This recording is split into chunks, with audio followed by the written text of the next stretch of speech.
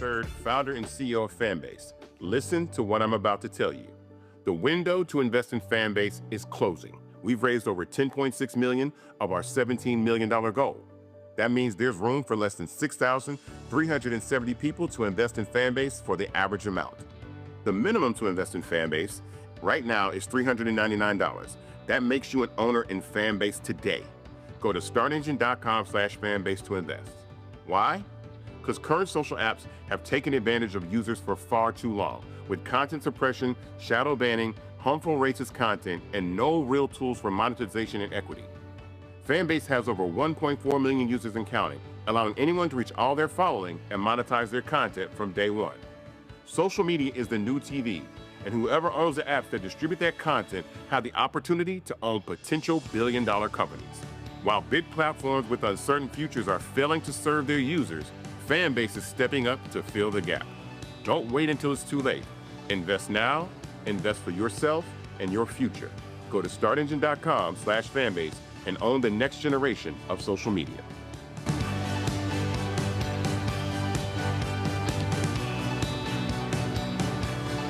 Folks, Black Star Network is here. Hold no punches! I'm real revolutionary right now. Support this man, Black media. He makes sure that our stories are told. Thank you for being the voice of Black America, Roland. Stay black. I love y'all. All momentum we have now, we have to keep this going. The video looks phenomenal. See, this difference between Black Star Network and Black-owned media and something like CNN. You can't be Black-owned media and be scared. It's time to be smart. Bring your eyeballs home. You dig?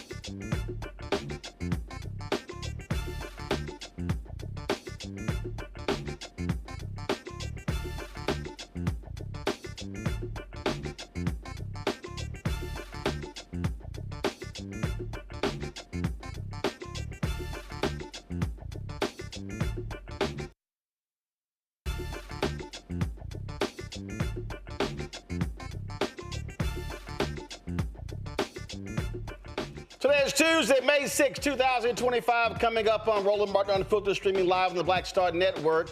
Trump administration's planning to dismantle the key Smithsonian museums, including the National Museum of African American History and Culture, is sparking outrage. CBC members are not staying quiet. We'll talk with Massachusetts Congresswoman Ayanna Pressley. Texas Congresswoman Jasmine Crockett gets in the GOP's ass about them coming after Black history, Medicaid, and jobs. You don't want to miss tonight's Crocket Chronicles.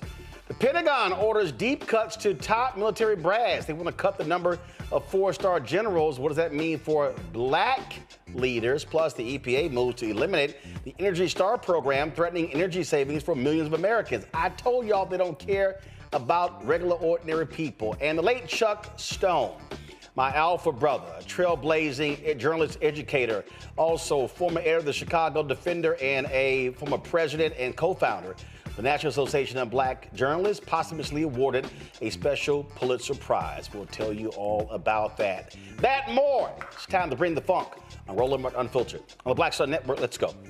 He's got it. Whatever the miss, he's on it. Whatever it is, he's got the scoop, the fact, the find. And when it breaks, he's right on time and it's rolling. Best believe he's knowing. Putting it down from sports to news to politics. With entertainment just for kicks, he's rolling. It's on go, roll, y'all. It's Roland Martin,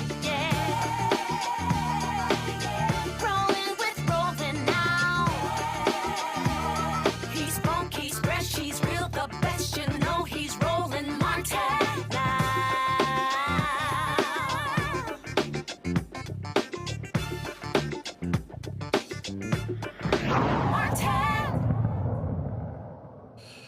We all know Donald Trump is an idiot. Now, we know that man didn't spend any time going to museums as a child because he literally is one of the dumbest people ever to occupy the Oval Office. Now, one of the things that you're seeing the attacks on the arts. He's completely taken over the Kennedy Center, changing how they do business, saying that, oh, they should be recognizing different people. You know what that means. It's going to be a whole bunch of country artists and, of course, Trump ass kissers who he's going to be recognizing. Then, of course, we see now he wants to make cuts. They want to stop National Medal of the Arts, the humanities, and we go on and on and on. And then the attack on the Smithsonian. All of this is happening because this is what dictators do. They attack the culture icons. They attack education. Don't want people learning. They attack culture. Joining us right now, Massachusetts Congresswoman Ayanna Pressley. Glad to have you back on the show. I mean, look, this is right out of the authoritarian dictator playbook. You attack the cultural institutions because you need people to remain ignorant. Absolutely, Roland. Those are the actions of a dictator that pushes lies and propaganda. The reason why they're anti-woke is because they want a citizenry that is asleep, that is ignorant and uninformed, that is indifferent to the suffering of their neighbors, and that is inactive. And that's why the only way that we can beat a dictator is with defiance. We have to resist and reject at every turn and not accept this draconian, white supremacist, dystopian view of Donald Trump's America. And that's why myself, Congressman Tonko, who chairs the Museum Caucus for the House, it is why we've partnered together in demanding the Inspector General let us know exactly what would be the impact of Donald Trump's executive order, which means to defund and dismantle our cultural institutions and in the name of anything that is race-centered or divisive. I mean, just does not want an accurate telling of history. And so some 70 members of our caucus have signed that letter with me. This is one of the few inspector generals that has not been fired, Roland. You know, they are statutorily obligated to respond to Congress. And so we're demanding answers because the Smithsonian was established in the 1800s to be independent and to be nonpartisan. So this flies in the face of its mission.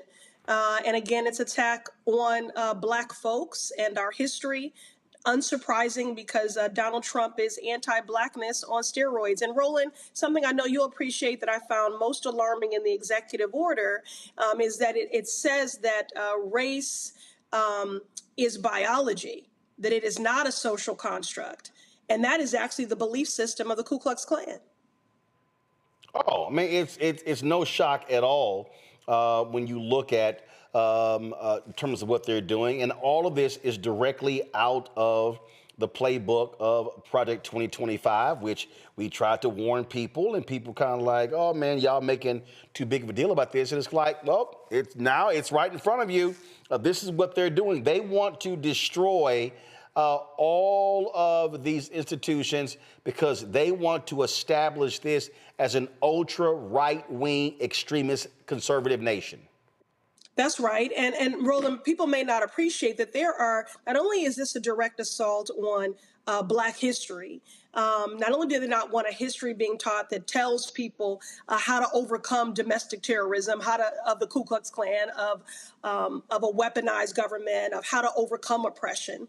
But this is not only an attack on our Smithsonians and our Blacksonian here in Washington, D.C. There are some 200 affiliates throughout the country that benefit from the technical support of shared exhibits and of funding throughout our country. So it's not just about our Smithsonians here. It stands to have an impact to some 200 affiliates throughout the country. And moreover, it is an attack on the future of the American Latino Museum and the Women's Museum, both things that Congress has been working on for quite some time. The thing that I think people need to also understand that we're seeing here is what they also want is they want to go back to the original white man's version of what American history is. They don't want the record to be corrected. They want those lies to continue to be promoted. And I keep telling people, all of this came to a head 5 years ago with the murder of George Floyd. That sparked what I and others were calling a third Reconstruction, and that was anger. So therefore, they attacked Black Lives Matter in 2021. They attacked critical race theory in 2022. They attacked woke in 2023. Right. They attacked DEI in 2024. Right. And so this is what they're saying. They do not want a true, accurate telling of American history. They still want his story to prevail. And what Donald Trump will do is literally order changes to these museums to tell that fake white man's American history. That's right. And very consistent with someone who seeks to make America Jim Crow again. And, you know, this is an anti-freedom agenda. This administration, this hostile administration in the midst of this hostile government takeover, they mean to control what books we read. They mean to control our museums. They mean to control what we do with our very bodies. This is an anti-freedom agenda, and it's an attack on the freedom to learn. You know, something as basic and fundamental as that. So we're demanding answers from one of the few inspector generals that's still standing. They are accountable to Congress. And again, we're looking at in every way that we can get transparency and better understand how will the Smithsonian continue its mission and what will be the impacts of this executive order on the Smithsonians here, the Smithsonians that were in the pipeline, and again, for those 200 affiliates. But, you know, what I'm most focused on is that Blacksonian in the midst of this, period of an emboldened white supremacy and anti-Blackness on steroids.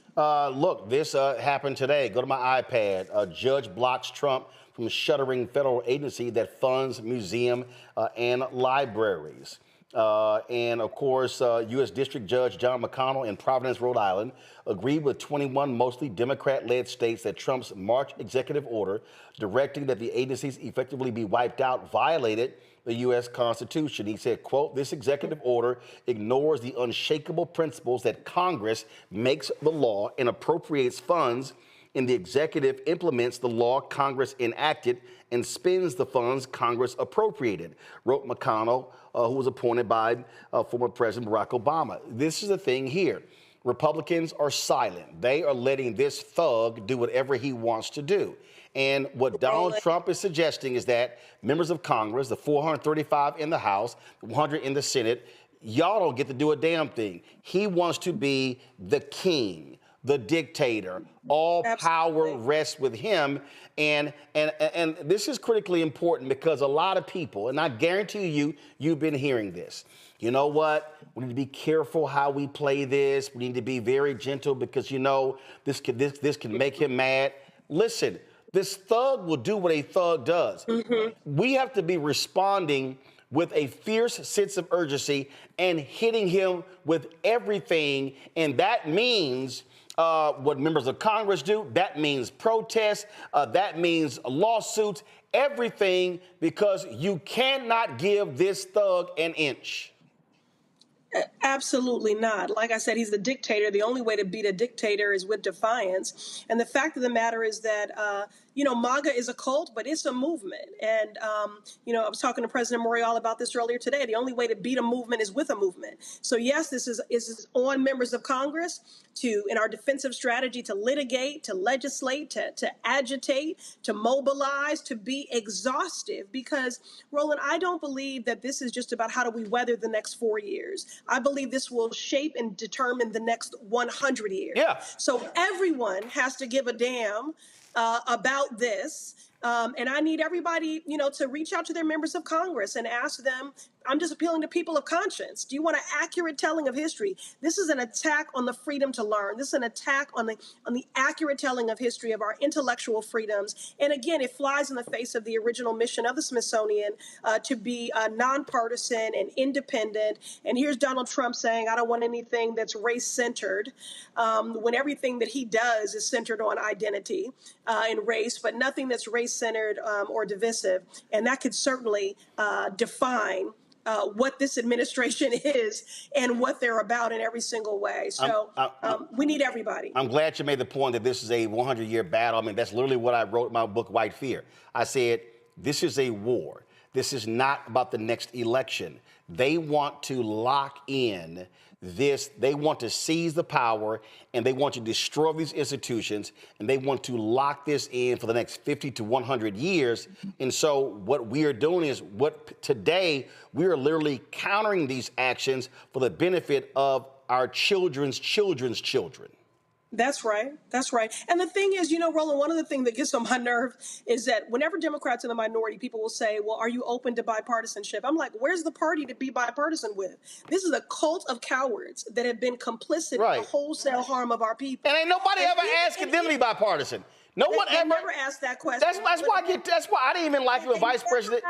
They never asked that. And then in our committee hearings, in the midst of this budget reconciliation, they have been silent.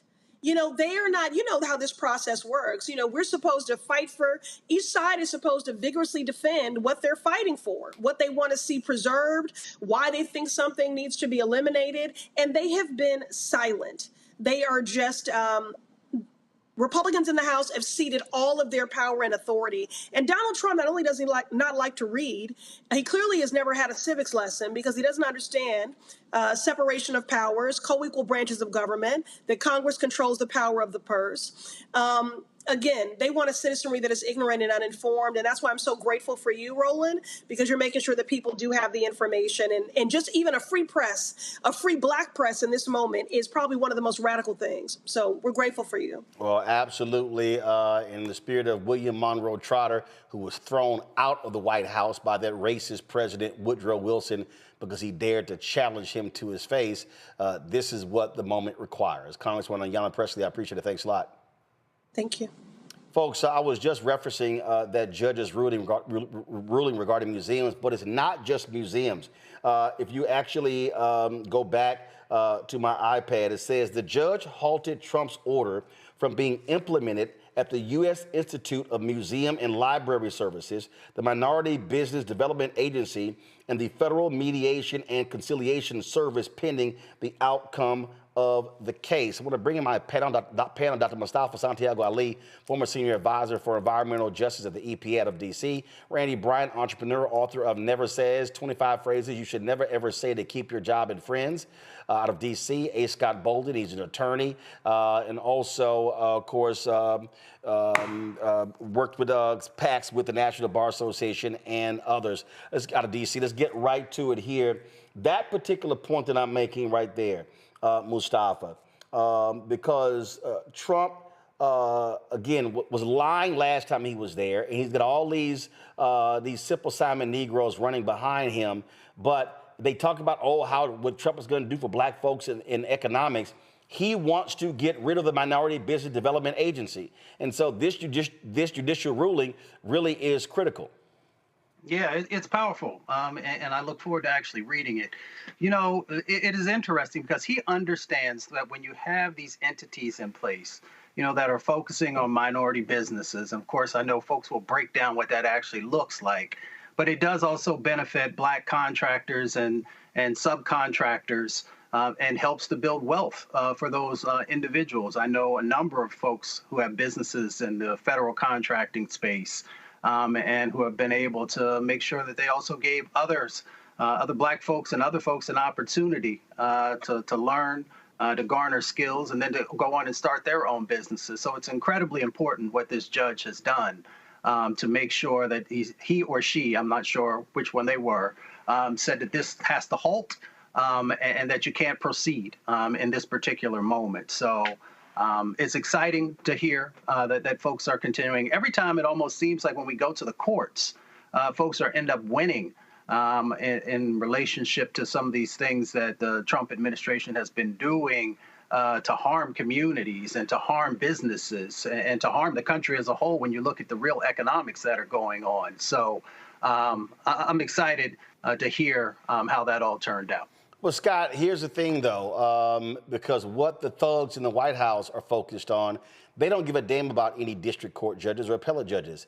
In their minds, every single case filed is going to be determined by the Supreme Court, and from their position is they're going to always rule in their favor. And so that's the position that they have taken. Scott, you're on mute. Yeah, hit the button, Kappa. Now talk. Nope, you still muted. All right, let's go to Randy as Scott tries to figure out what he's doing. Randy, y'all to walk Scott through it because Scott, we got you muted on our end. Randy, go ahead. You're right. I mean, one thing we have to give them credit for is that they've been very strategic. So they stack the Supreme Court, you know, and they make decisions that are absolutely going to support Trump and what his cronies of cowards want. And what they want, very clearly, it was laid out in Project 2025, as you said, is to really ensure that white supremacy continues to reign strongly. And they're doing things to ensure that Black people do not have a chance of making it in America. The small concessions that we were given that considered race and really considered clearly our history and accurately our history, they're wiping out. That's why they don't want us to know our history, because if you knew the history, if you understood, you know, our legacy starting from being enslaved through Jim Crow and the Civil Rights Movement, it would be very clear that, of course, there needed to be some programs in place to help us to build wealth and to educate our children and to have health care and things. But they're wiping those things out so they can set us back a full century. I agree. When you said what you said about they're sending us back 100 years, and this is not about right now, or it's not about the next 4 years. It really is about ensuring that we do not slide back to where we were over 100 years ago. You are absolutely right, because they are attacking all the programs that people fought so hard to put in place to help us gain footing in this country. All right, Scott, you ready now? Can you hear me? Yeah, now we can hear you. Okay, I wasn't on mute. But let me just say this, Mustafa, don't get too excited, brother, because the win is short, but it's about the long game. Expanding executive power, this is exactly what the Republicans want, I think, as Roland said earlier with Ayanna Pressley. Because ultimately they want to get to the Supreme Court. You'll see the Supreme Court rule that they can legally ban transgender people or ban them from the military, which is a huge decision and goes counter to everything we know within the Constitution of fairness and equity and justice. So there's hope at the Supreme Court. So they're just going through this process. It's really demoralizing, especially as a lawyer, because you don't have anywhere when the government is controlled by the Republicans like this in three branches of government. Where do you go for relief? You fight on the streets, you fight with the inspector generals, you fight to protect yourself, but with an inactive and immoral Republican delegation in both the Senate and the House and the White House, where do you go for some relief? The Article 3 courts, District Court and Court of Appeals, are doing their job, even those appointed by Trump. But when they get to the Supreme Court with that 6-3, they got a shot. And you're going to see the reversal, and many of them have been reversed, of these decisions to wipe out Black history, DEI, keep transgendered people out of the military, which are just far-right positions, right? You watch when the museums get to the Supreme Court, if you will. That 6-3 majority is going to have a field day with it, and there's not a whole lot legally and power-wise, what we can do. It is about getting the House back. It is about waiting out these 4 years, and it is about getting organized so that this will be a 4-year hell as opposed to longer. Because MAGAism is about Trump. And if he goes, I just don't think the power of MAGA transfers to anybody else. No, I disagree. What they do in these 4 years. I disagree, and I believe that has been the mistake the Democrats have made going back to Hillary Clinton in 2016. Mustafa, in 2016, Hillary Clinton. No, let me walk you through.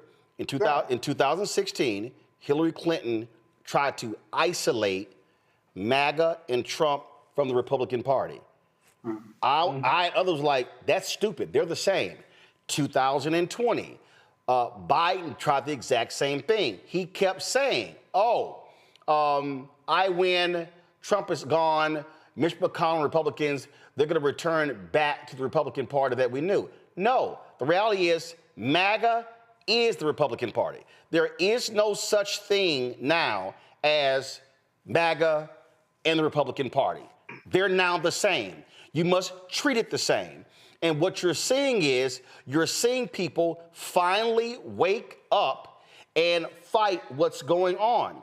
Mustafa, a lot of folks did not pay attention, but over the weekend, there were significant changes to elections in North Texas, in Dallas-Fort Worth area. MAGA Republicans lost crucial mayoral races, school board races, all across the area.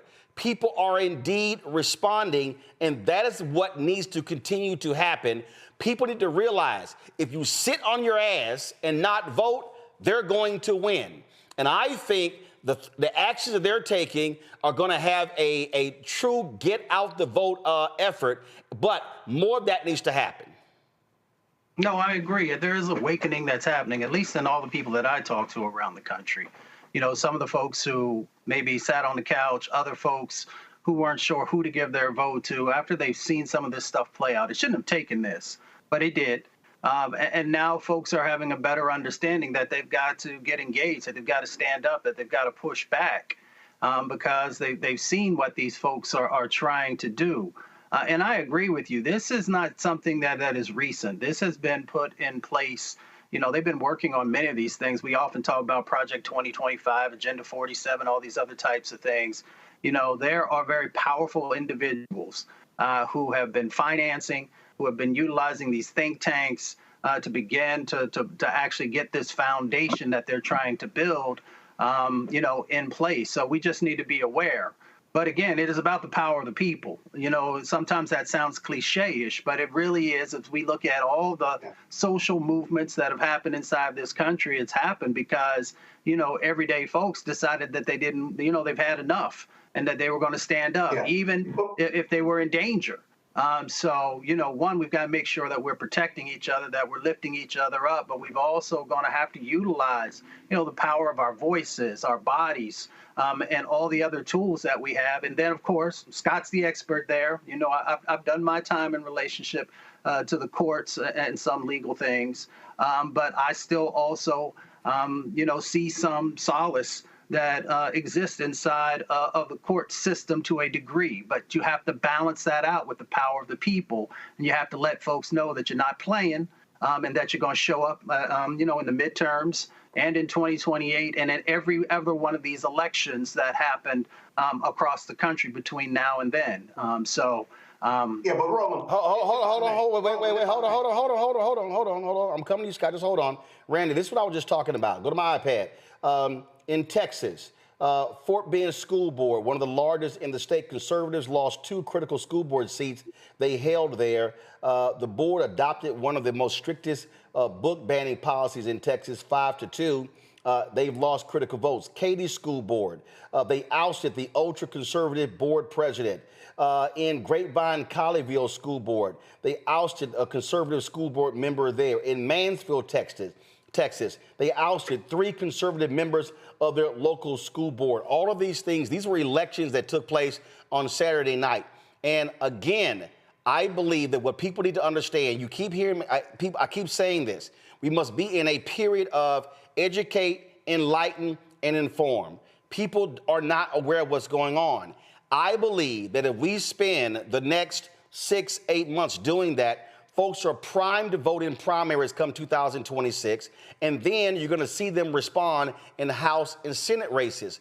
But people can't wait until May of next year or September of next year to start the process. It must happen now. And every single time Republicans / MAGA, whatever you want to call them, when they overreach and act a fool, we must pound, so people know what these thugs are trying to do on the local level with school boards and city councils and county commissioners. In Tarrant County, they're trying to redraw the lines to screw the 2 black members on the Tarrant County Commissioners Court, even though they already have a majority. That's the kind of nonsense that they're trying to pull. Okay, but that's... No, Scott, hold on. I'm going to Randy. Then I'm coming to you. Randy, I addressed that question to you. We must aggressively resist through all sorts of channels, just as you're saying. And I believe, you know, what you're saying about people thinking that it was about Trump directly, and they're realizing now that MAGA is not Trump. MAGA is the Republicans. That has been a wake-up call. We oftentimes talk about on the show the FAFO, you know, they fucked around and found out. I believe there's been a realization that it hasn't just been that white supremacy isn't just about suppressing and oppressing white people. It is affecting the everyday person. It's affecting the white farmer. It is affecting the person with a trans child. It's affecting LGBTQIA. It's affecting the person with disabilities. It's affecting veterans. It's affecting government workers. It's affecting everybody, because white supremacy is about heterosexual white men and keeping them in power. And so as people are having that realization, because I'll be honest with you, I think a lot of people were okay with Project 2025 and okay with Trump and his shenanigans because they did not think it would affect them. And they are now realizing that their lives are affected. It's going to affect and hurt the majority of Americans. And so they are getting out there and showing up at the polls in these what we at one time would call smaller elections. And we need to continue to do that. We need to show up at these elections and start running our school boards, start running our districts and counties. It's so important because it's what they did. You know, it's what they did. And we have to counteract and take control and win at every level because we must resist. All right, Scott, go ahead. Got it. Agree with everything everybody has said in the last 5 or 10 minutes. Except one problem. That's only half the issue. The other half, Trump is polling at 36%. You know what the Democrats are polling at? 30. That means nothing. The economy, let me finish my point. That means nothing. You got to give them an alternative. You got to give the voters, the Democrats got to get their own shit together. Yes. And right now, they're polling at 30%. Okay, but Scott, you're doing what Scott, what you're doing is you're making the classic Washington you're making the classic. Okay, you're gonna finish your point, and I'm gonna show you how you're making the classic DC New York mistake. But go ahead. I learn something from you every time I'm on the show. You're gonna learn more today. Okay, let's go. Now, if you're polling at 30%, you still got to give them a reason to vote for you, to get up off their couch. And today, the Democrats, in my opinion, don't have a strategic plan for pushing back because they don't have the power. And so you got to win elections. Elections matter. Why aren't Democrats and independents voting for Democrats?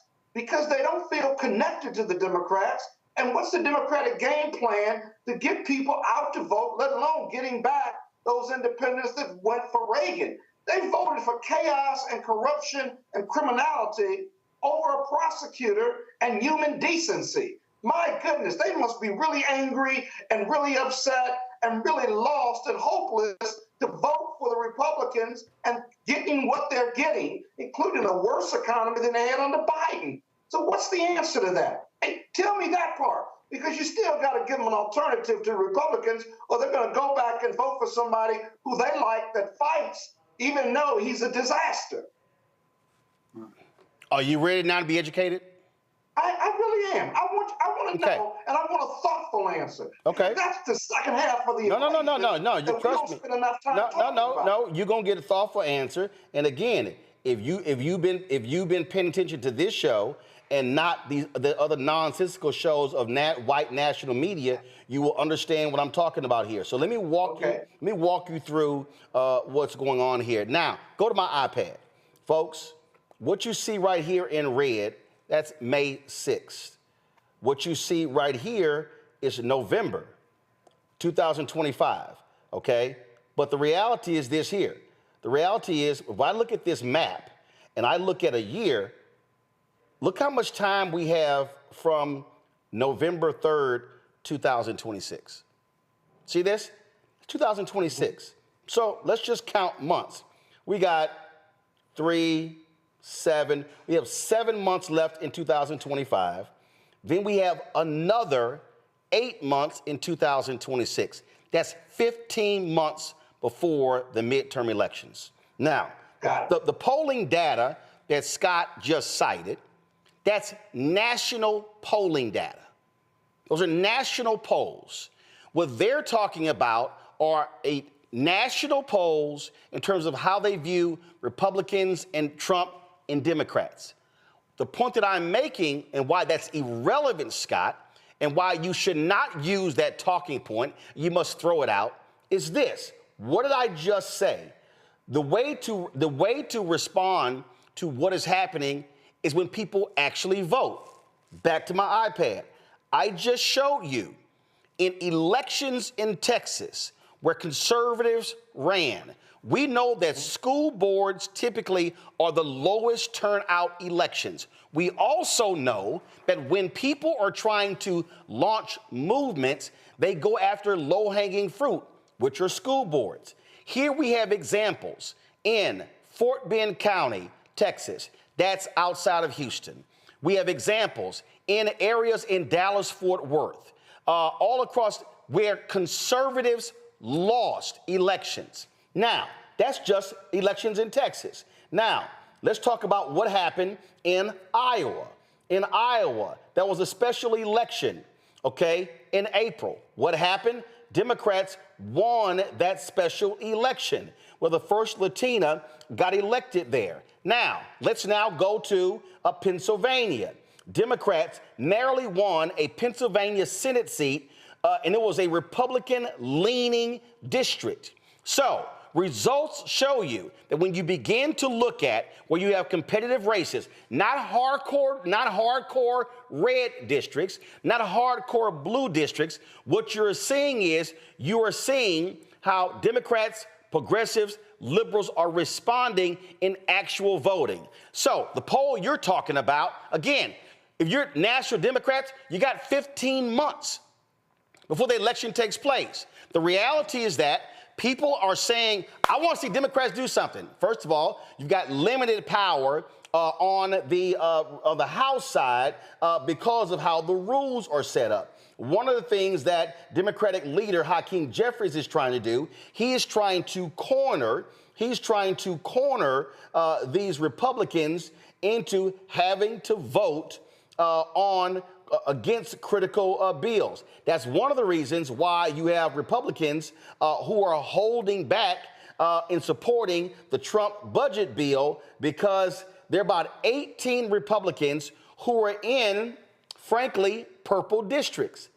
Republicans only have a 3-seat majority, all right? So that's what's happening right now. I believe the Republicans are going to maintain control of the United States Senate because the map favors them in the races that are running. Right. But guess what? Right. They just had a huge loss yesterday when Governor Brian Kemp announced he was not going to run for the United States Senate in Georgia. Okay, so that's one of their huge targets. Senator John Ossoff is running for re-election. Right. Then you've got Senator Tom Tillis, who has been casting a lot of votes kissing Trump's ass. But here you got Trump turning down hurricane relief in North Carolina and screwing those people. You've got Senator Chuck Schumer, who's trying to recruit former Democratic Governor Roy Cooper to run for the United States Senate in North Carolina. Now, they were hoping that Kentucky Governor Andy Beshear was going to run for the United States Senate in Kentucky, but he's likely going to run for president in 2028. You also have another election coming up for a new 6-year term. Will former U.S. Senator Sherrod Brown run for the Senate again in Ohio? You also have a Louisiana Senate seat coming up. You got John Bel Edward, who was a Democrat governor who served 2 terms. Will he run for the United States Senate? The point I'm making is, while Trump and MAGA are doing these crazy things and the economy is tanking, stock market is dropping, inflation has gone up, people are losing their 401ks, egg prices have not gone down, gas prices have not gone down, what you then do is you let these people keep screwing this thing up. Now, must you present an agenda for people? Yes. But that's in 2026. What must happen in 2025? You focus on local elections and you win. There's a mayoral race that's happening in New Orleans in September. 4 constitutional amendments, MAGA constitutional amendments, were defeated in Louisiana. Black voters were huge. You also have, in November, you've got Winsome Sears, a MAGA Republican lieutenant governor, running for governor, black woman, against Spanberger. Guess what? Virginia. If Democrats win the governor's mansion and if they control the House, Don Scott remains the black Speaker of the House in Virginia. Louise Lucas controls the money in the Senate, and more importantly, they then get to advance a bill that will be passed and signed into law that ends felony disenfranchisement in Virginia. You got a new governor's race in New Jersey. So here's the thing I'm saying, Scott. Fuck 2026 and focus on 2025. If you win races in 2025, you build the momentum for 2026.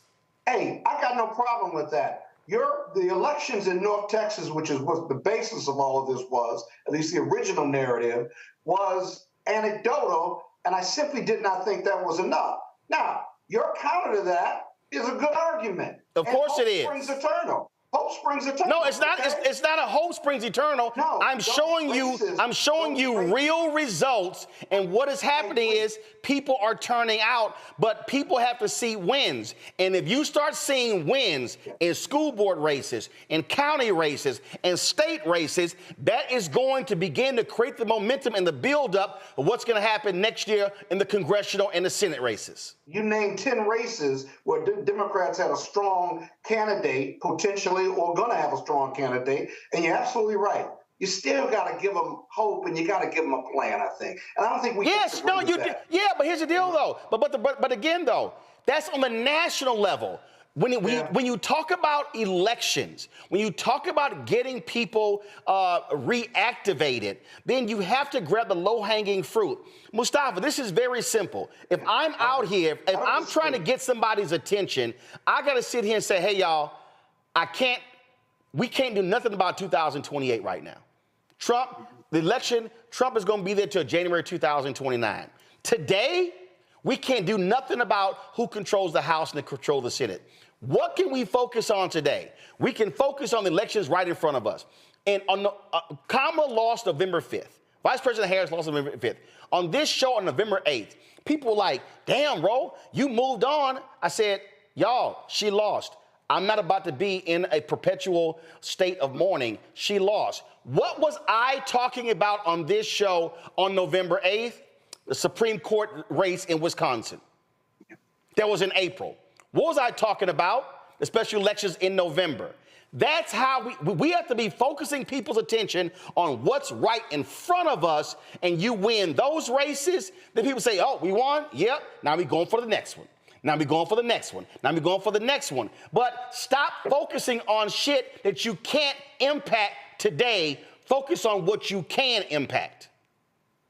Yeah, I mean, that's the way that I was trained. As an organizer, what you do is you got to help folks be able to get the small wins. And then we also have a strategic plan for what the medium wins and the larger wins look like. But you've got to create, and I understand what Scott's saying when he says hope, because hope is a part of making sure that people understand that we do have a pathway forward. And that's why having the small wins get people energized. They begin to believe again that they have the ability and they have the power to actually help to make the change that they're looking for. So, if you've ever been anyone who's done anything with frontline work, if you've ever been an organizer, you understand the steps that are necessary. And we've just got to make sure that we're getting back to that we're implementing that, and that we're making sure that people understand, as in the words of my grandmother, you have power unless you give it away.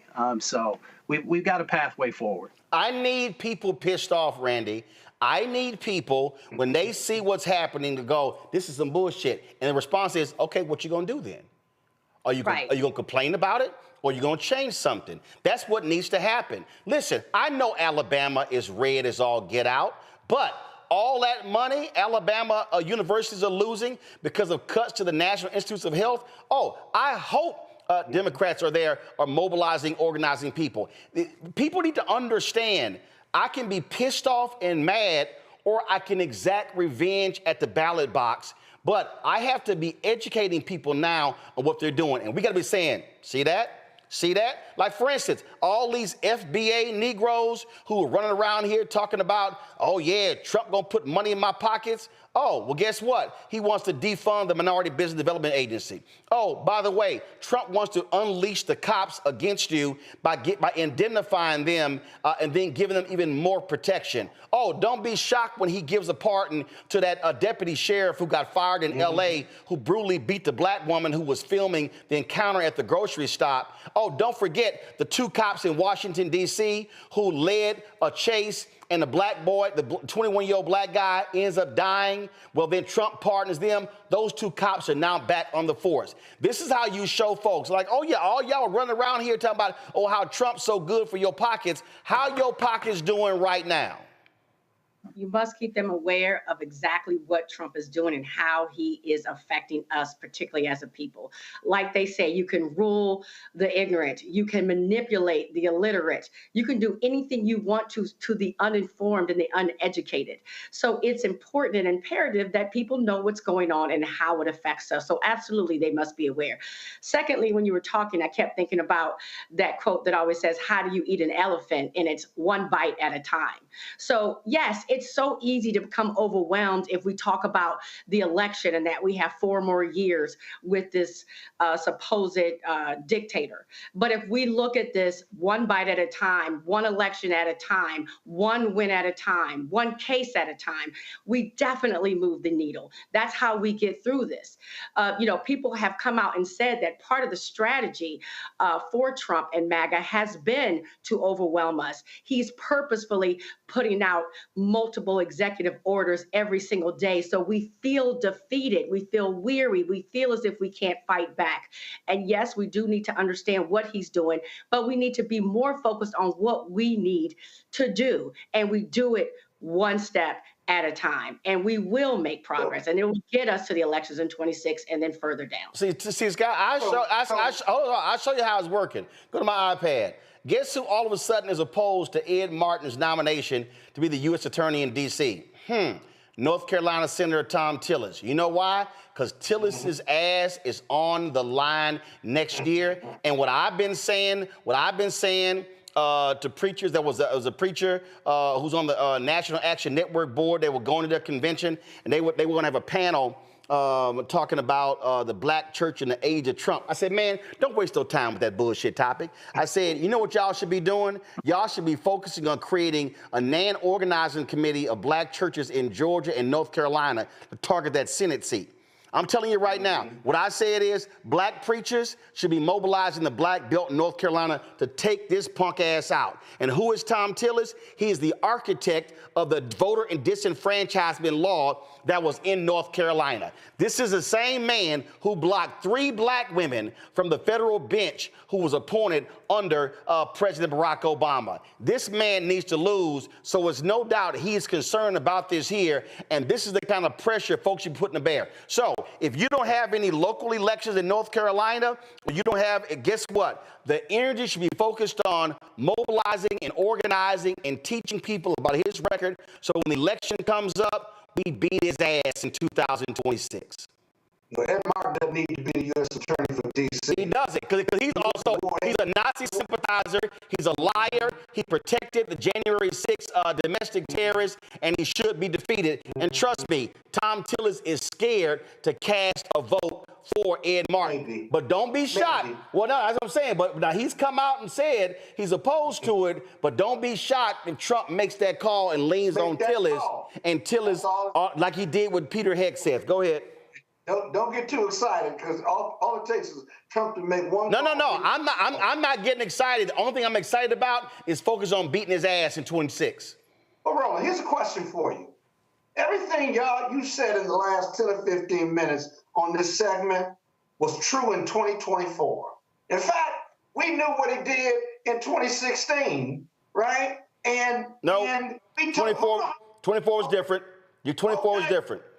But it was even worse than we No. Scott,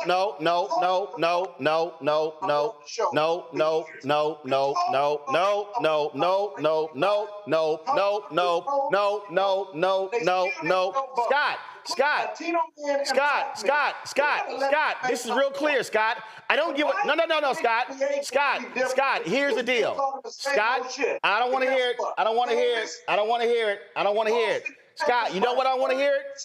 I don't want to hear it. You know what I want to hear it? Okay. I don't give a shit about 24. 24 is over. It's over. Yeah, I know you don't want to talk about it. No.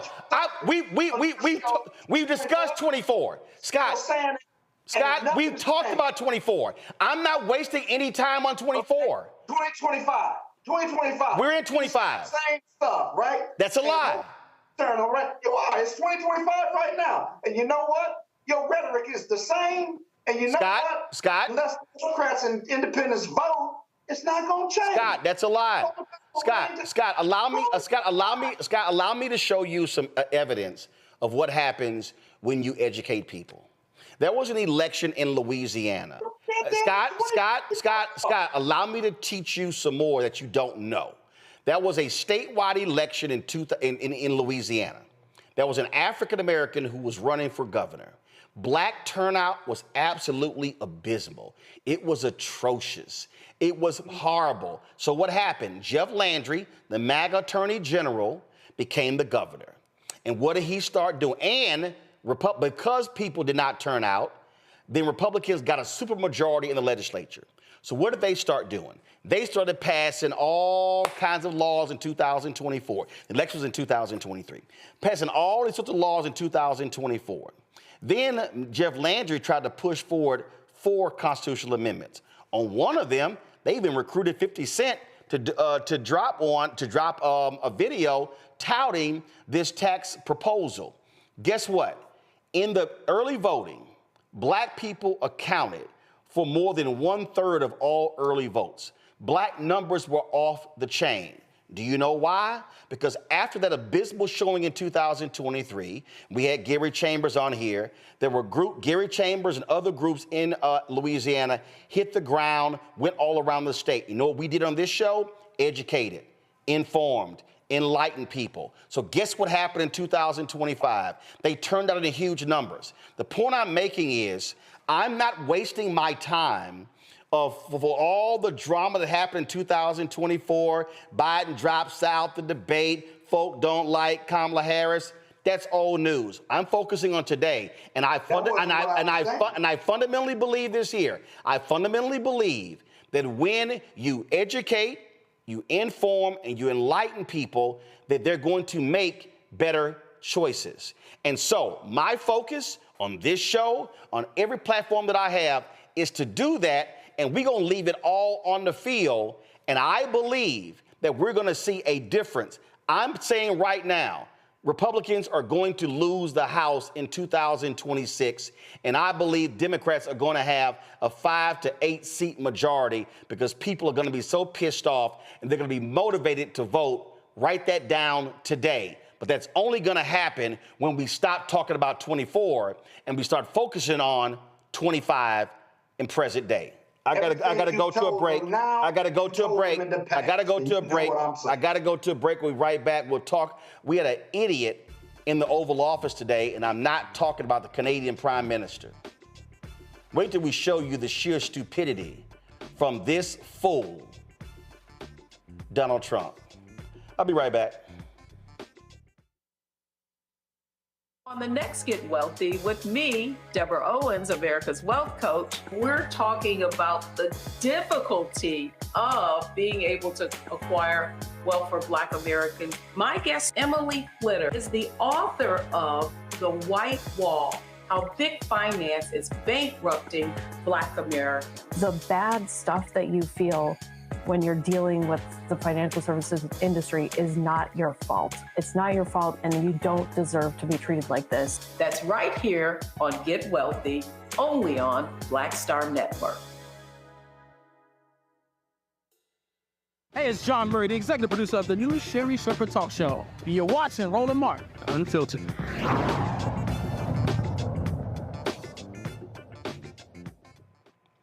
Folks, today, a real leader was in the Oval Office, just 2 blocks from where we sit. What is his name? His name is Mark. He's a Canadian Prime Minister, Mark Carney. He came to meet with the idiot who unfortunately represents this country.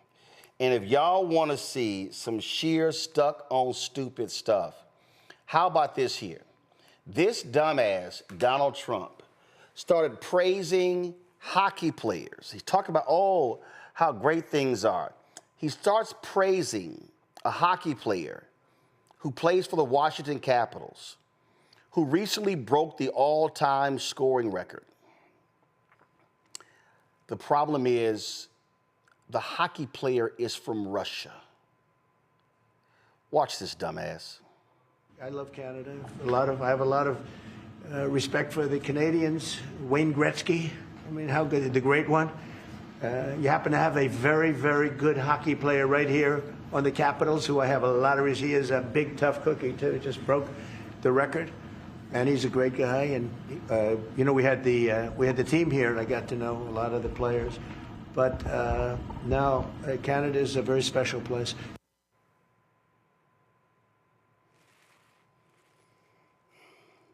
I don't give a damn about hockey, but I know Alex Ovechkin.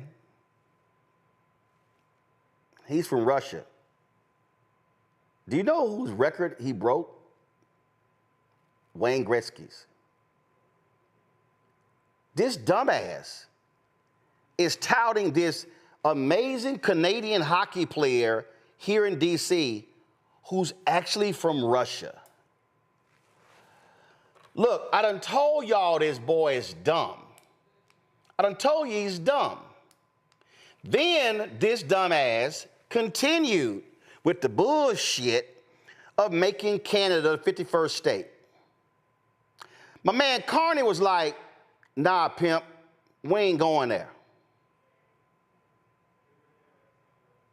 As you know from real estate, there are some places that are never for sale. That's true. We're sitting in one right now, you know, Buckingham Palace that you visited as well. That's true. And having met with the owners of Canada over the course of the campaign, last several months. It's not for sale, won't be for sale ever, but the opportunity is in the partnership and what we can build together. And we have done that in the past. And part of that, as the president just said, is with respect to our own security. And my government is committed for a step change in our investment in Canadian security and our partnership. And I'll say this as well, that the president has revitalized international security, revitalized NATO, and us playing our full weight in NATO, and that will be part of it. And they have. It gets worse. This idiot, I done told y'all, he's truly one of the dumbest people I've ever seen in my life. Y'all, this idiot said, yeah, I mean, it ain't like we do much business in the United States with Canada. He got fact-checked in real time by the Canadian Prime Minister. Press play. During the campaign, Prime Minister Carney talked about the American betrayal. How do you react if Canada decided not to shop in the American store as much as before and decided to partner with other countries? Well, we don't do much business with Canada from our standpoint. They do a lot of business with us. We're at like 4%. And usually those things don't last very long. You know, we have great things, great product. The kind of product we sell, nobody else can sell, including military. Look, we make the best military equipment in the world, and Canada buys our military equipment, which we appreciate. But we make the best military equipment in the world by far. The missiles, the submarines, everything. Everything we have is really top notch. Respectfully, Canadians' view on this is not going to change on the 51st day. Secondly, we are the largest client of the United States in the totality of all the goods. So we are the largest client of the United States. We have a tremendous auto sector between the two of us, and the changes that made have been helpful. 50% of a car that comes from Canada is American. That's not like anywhere else in the world. And to your question about is there one thing? No, this is a bigger discussion. There are much bigger forces involved, and this will take some time and some discussions, and that's why we're here, to have those discussions, and that is represented by who's sitting around the table. Go to my iPad. This is Republicans against Trump. In 2024, the U.S. did over $600 billion in trade with Canada, including $350 billion in exports and $250 billion in imports.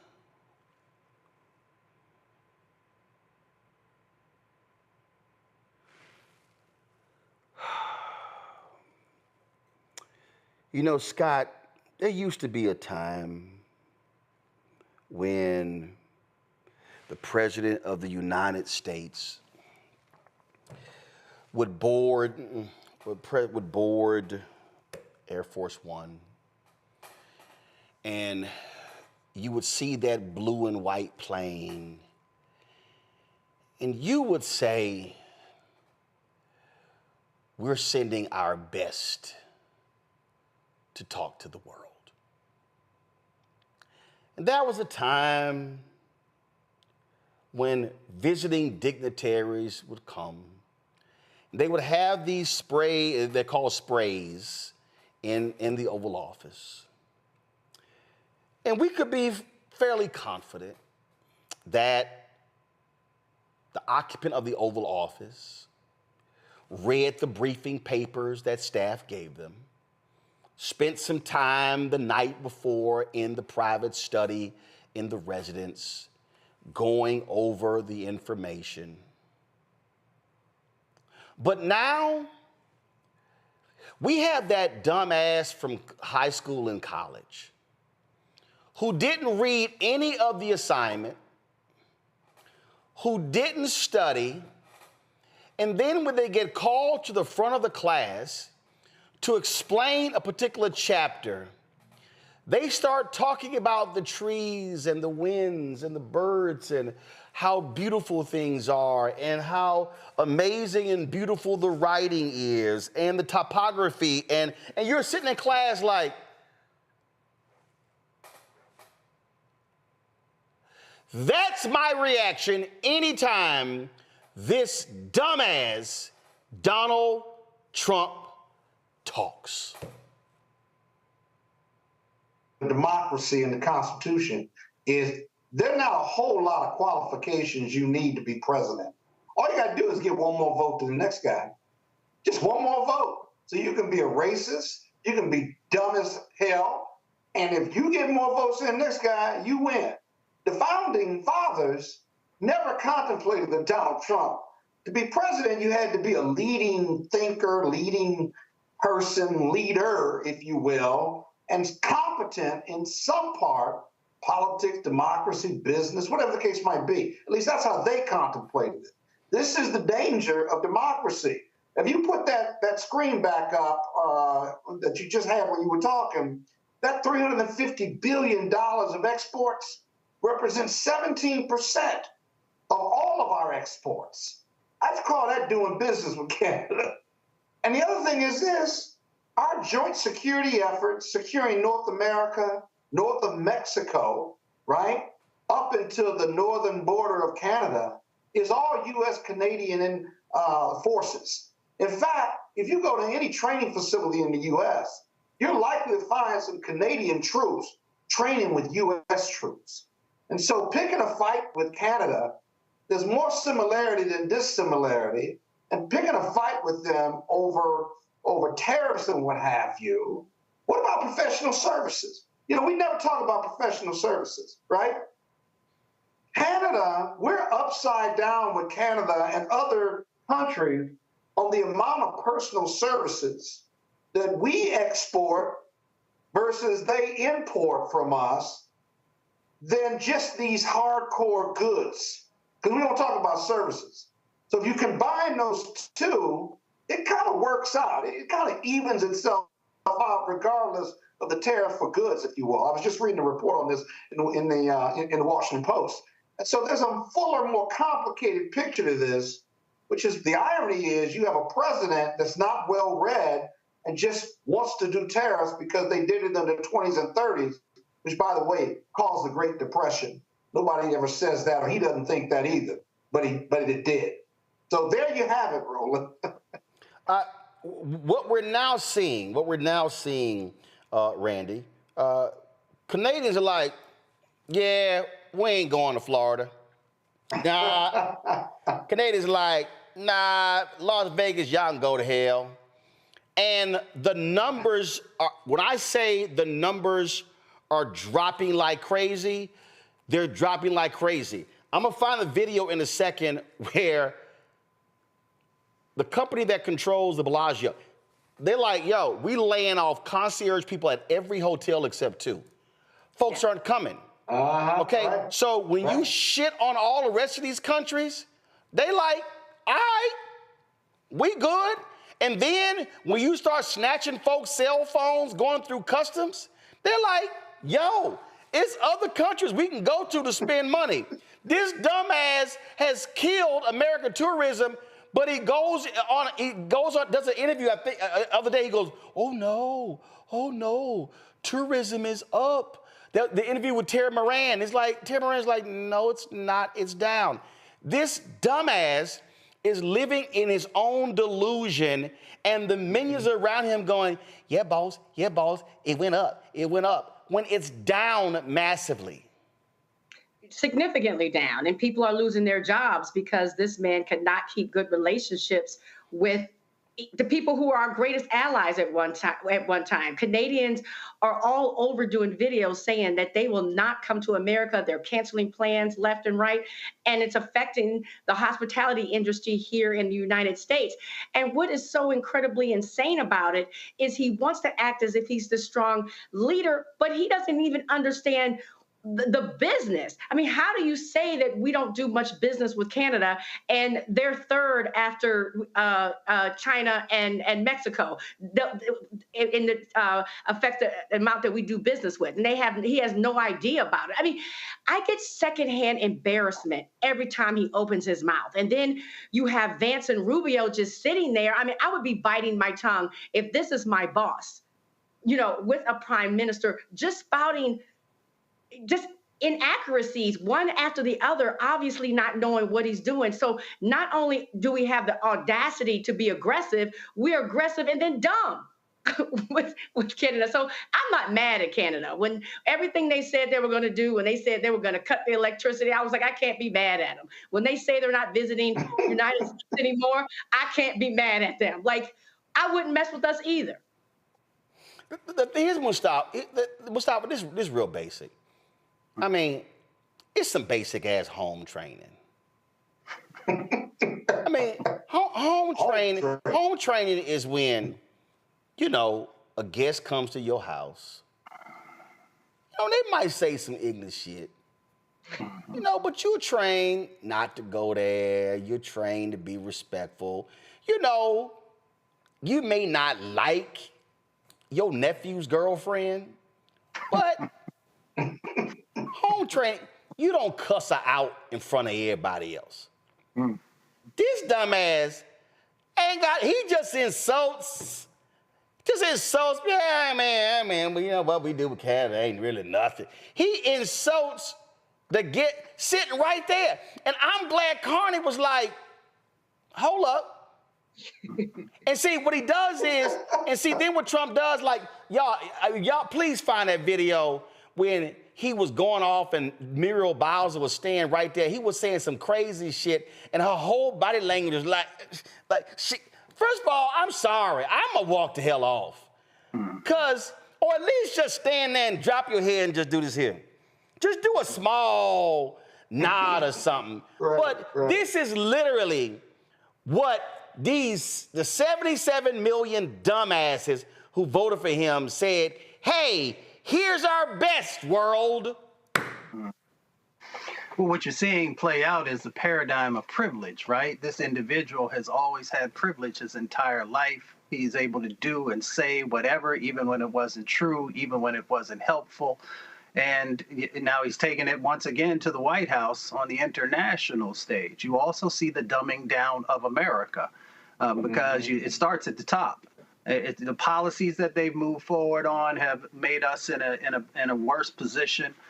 In an uneducated position, if I can say it that way. So I don't expect anything different from him because it has been how he has operated his entire life, or at least as long as he's been in the press where you could read the steps that he's done. But it goes back also to American folks who made a decision to put an individual who they knew was uneducated when it comes to the policies, who is uneducated and finding ways of bringing a country together, who is uneducated and having the ability to uplift a country.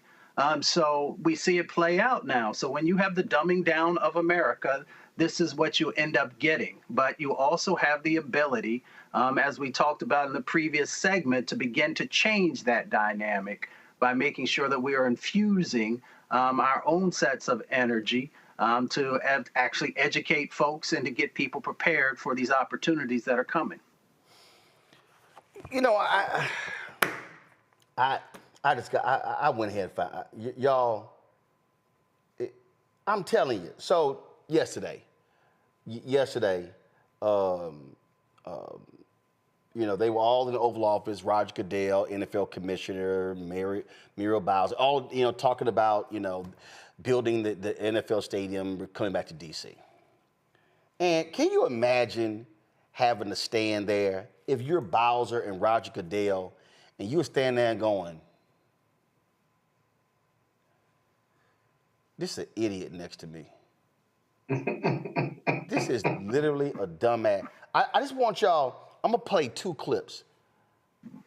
Don't look at Trump, because if you do, you're going to go to stone like the Bible says. But I just want y'all to look at, matter of fact, can I zoom in? Yep, I can.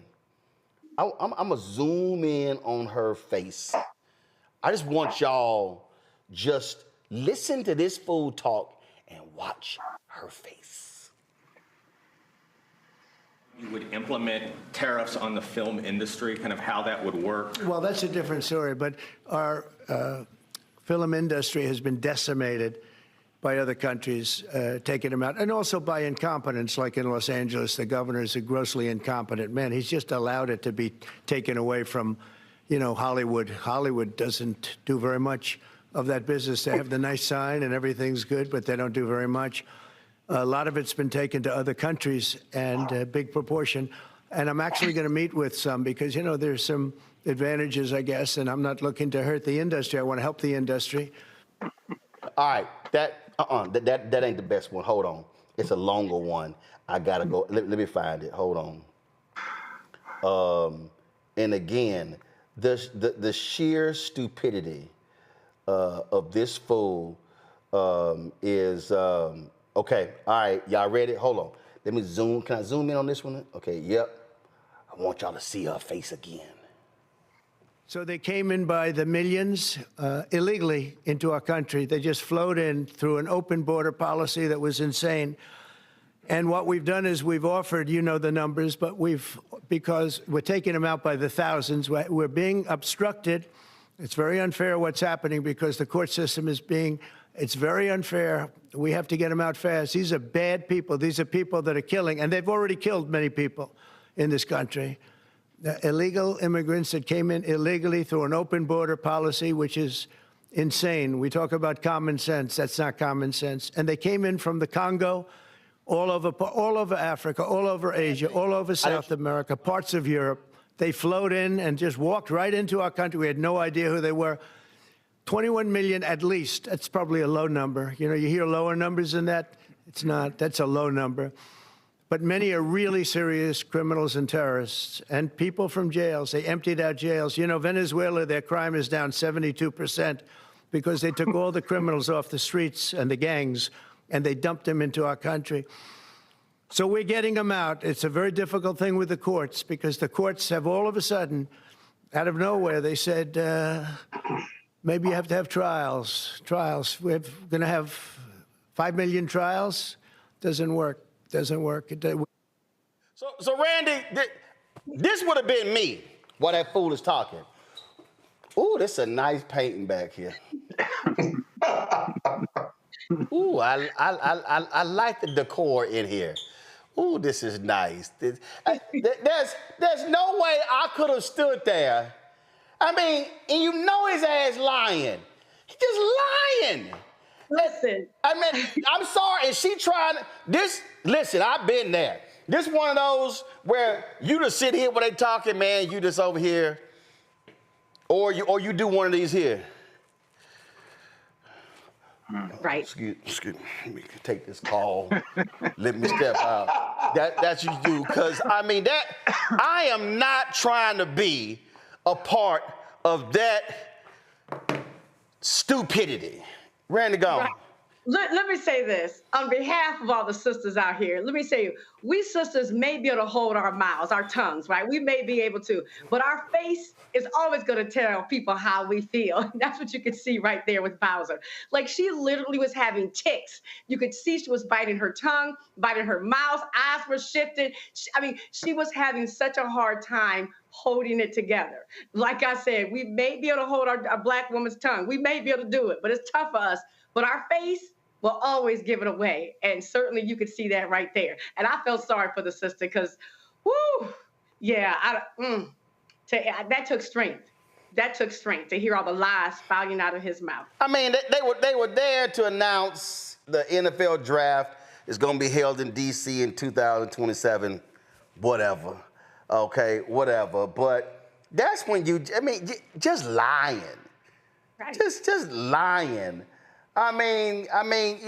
Scott, you way more diplomatic than me.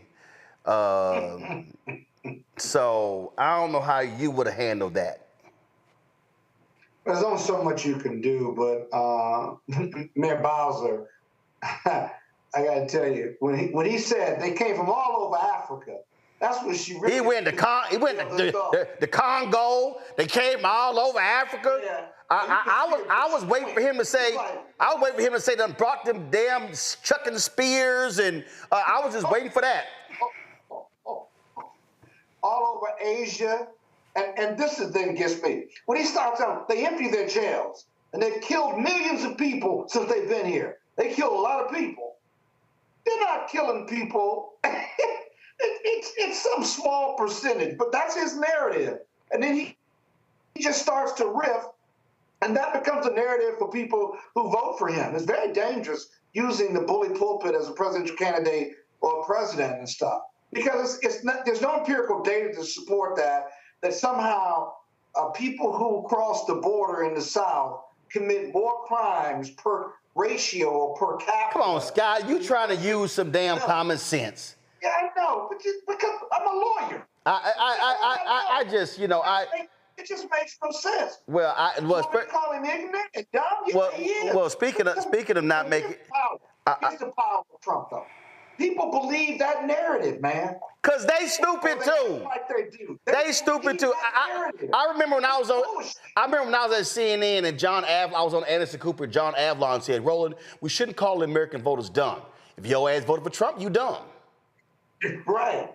But they believe this narrative, man. It's like a cult following. If he says it, then it's got to be true. And if he says it, when he's moving his lips, you know he's lying, because it's just no data to support it. He just riffs. And then it's all propaganda, right? And then he's got the power of the presidency now, so there's nobody that's going to correct him. The media tries to, Democrats try to. We get drowned out. Those forces get drowned out by the power of his presidency. And so people, not in Washington, but in the hinterlands, if you will, believe that. People in Illinois, I don't care Blue State Red State, his followers believe that. That becomes the truth. And then they turn on Fox News, and it's repeated on a rolling basis. And now you have the cult following. And now they'll follow whatever he says, including, I'm going to make it more painful for you now, despite the Biden economy, and we'll be okay. This is going to be the golden age for America, which is all bullshit, if you will. But he says it, and then that becomes the narrative and stuff. But if you look at recent polling, right, 60% of Americans believe that this is not the Biden economy and not why they're feeling nervous. And consumer confidence, 60% of Americans lack consumer confidence. This is the Trump economy, because they know the tariffs and how he's implemented them has caused uncertainty. I think you should add that to your narrative about what's going to happen in 2 years. I think I found it's there already. I think I found that clip when I was slamming the birthers, and John Avlon, who's now in Congress, like, we shouldn't call the American voters dumb. Let me see if was this it? Go ahead and pick it up. And that's why, look, I know, John, I know we want to be nice about it, but I'm sorry. If we keep putting out fact after fact after fact, and people still don't believe the facts, they're stupid, John. That's what we call them in the real world. Well, maybe it's not nice or PC to call them that on television, but this is ridiculous. I mean, think about it. This is a House of Representatives in a state saying, forget another state, forget a Republican governor, forget the head of the health department, forget all of them. They're all wrong. We want to see it ourselves. Hey, look, the state legislators in question aren't just stupid, they're cynical. And you know, this big problem, ultimately, it goes from an old quote by Jonathan Swift: you can't reason people out of something they weren't reasoned into. This is right-wing politics. This is about fear-based appeals designed to divide the American people and try to delegitimize a duly elected president of the United States. That's why we should all be offended by it. I think a lot of people are going to be offended, Roland, by you calling people stupid. Well, go right ahead. But if they believe he's a Muslim and they believe he's not American, I'm sorry, Anderson, they're stupid. Roland, I'll leave it there. I'm not going to argue with you. Roland, Arden, appreciate it. John Avlon as well. Thank you. That's the problem right there with CNN. Right. That's why they ratings in the toilet. They won't call stupid stupid. Damn it. See, why we sit here and play nice? I'm going to call stupid stupid. I'm going to call stupid stupid. I don't give a damn. Stupid stupid. In fact, if y'all want to see stupid, I wasn't even gonna play this. Here's Congressman Joe Nagase dealing with present day some dumbass Republicans. Watch this. I never thought I would thank the chairman for opposing my amendment, but just being able to get him to say I oppose the amendment is a start. Mr. Stauber, do you oppose the amendment? You're going to vote on it in like 2 minutes. The country's going to know your position on it. I remind members to address the remarks to the chair. Oh, Mr. Chairman, does Mr. Stauber oppose the amendment? I'm directing the remarks towards you. Is that not? I yield back to, I yield to the ranking member. Sure. I'm just wondering if the gentleman from Colorado can tell from this angle. Mr. Stauber's working his phone there. His thumb is very nimble. Do you think he's playing Candy Crush or Minesweeper? I don't know. I again ask members to address the remarks to the chair.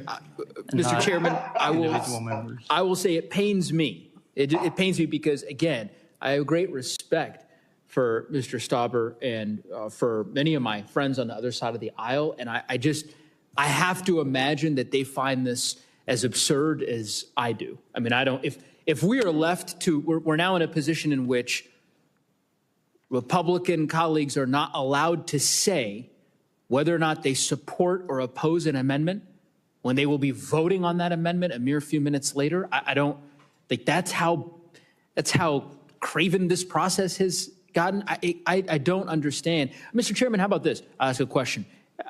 Of course, I don't expect an answer, but was there a formal memo at all issued by Republican leadership in terms of how the hearing should proceed, of members being allowed to answer questions or not answer questions or say whether they support amendments or?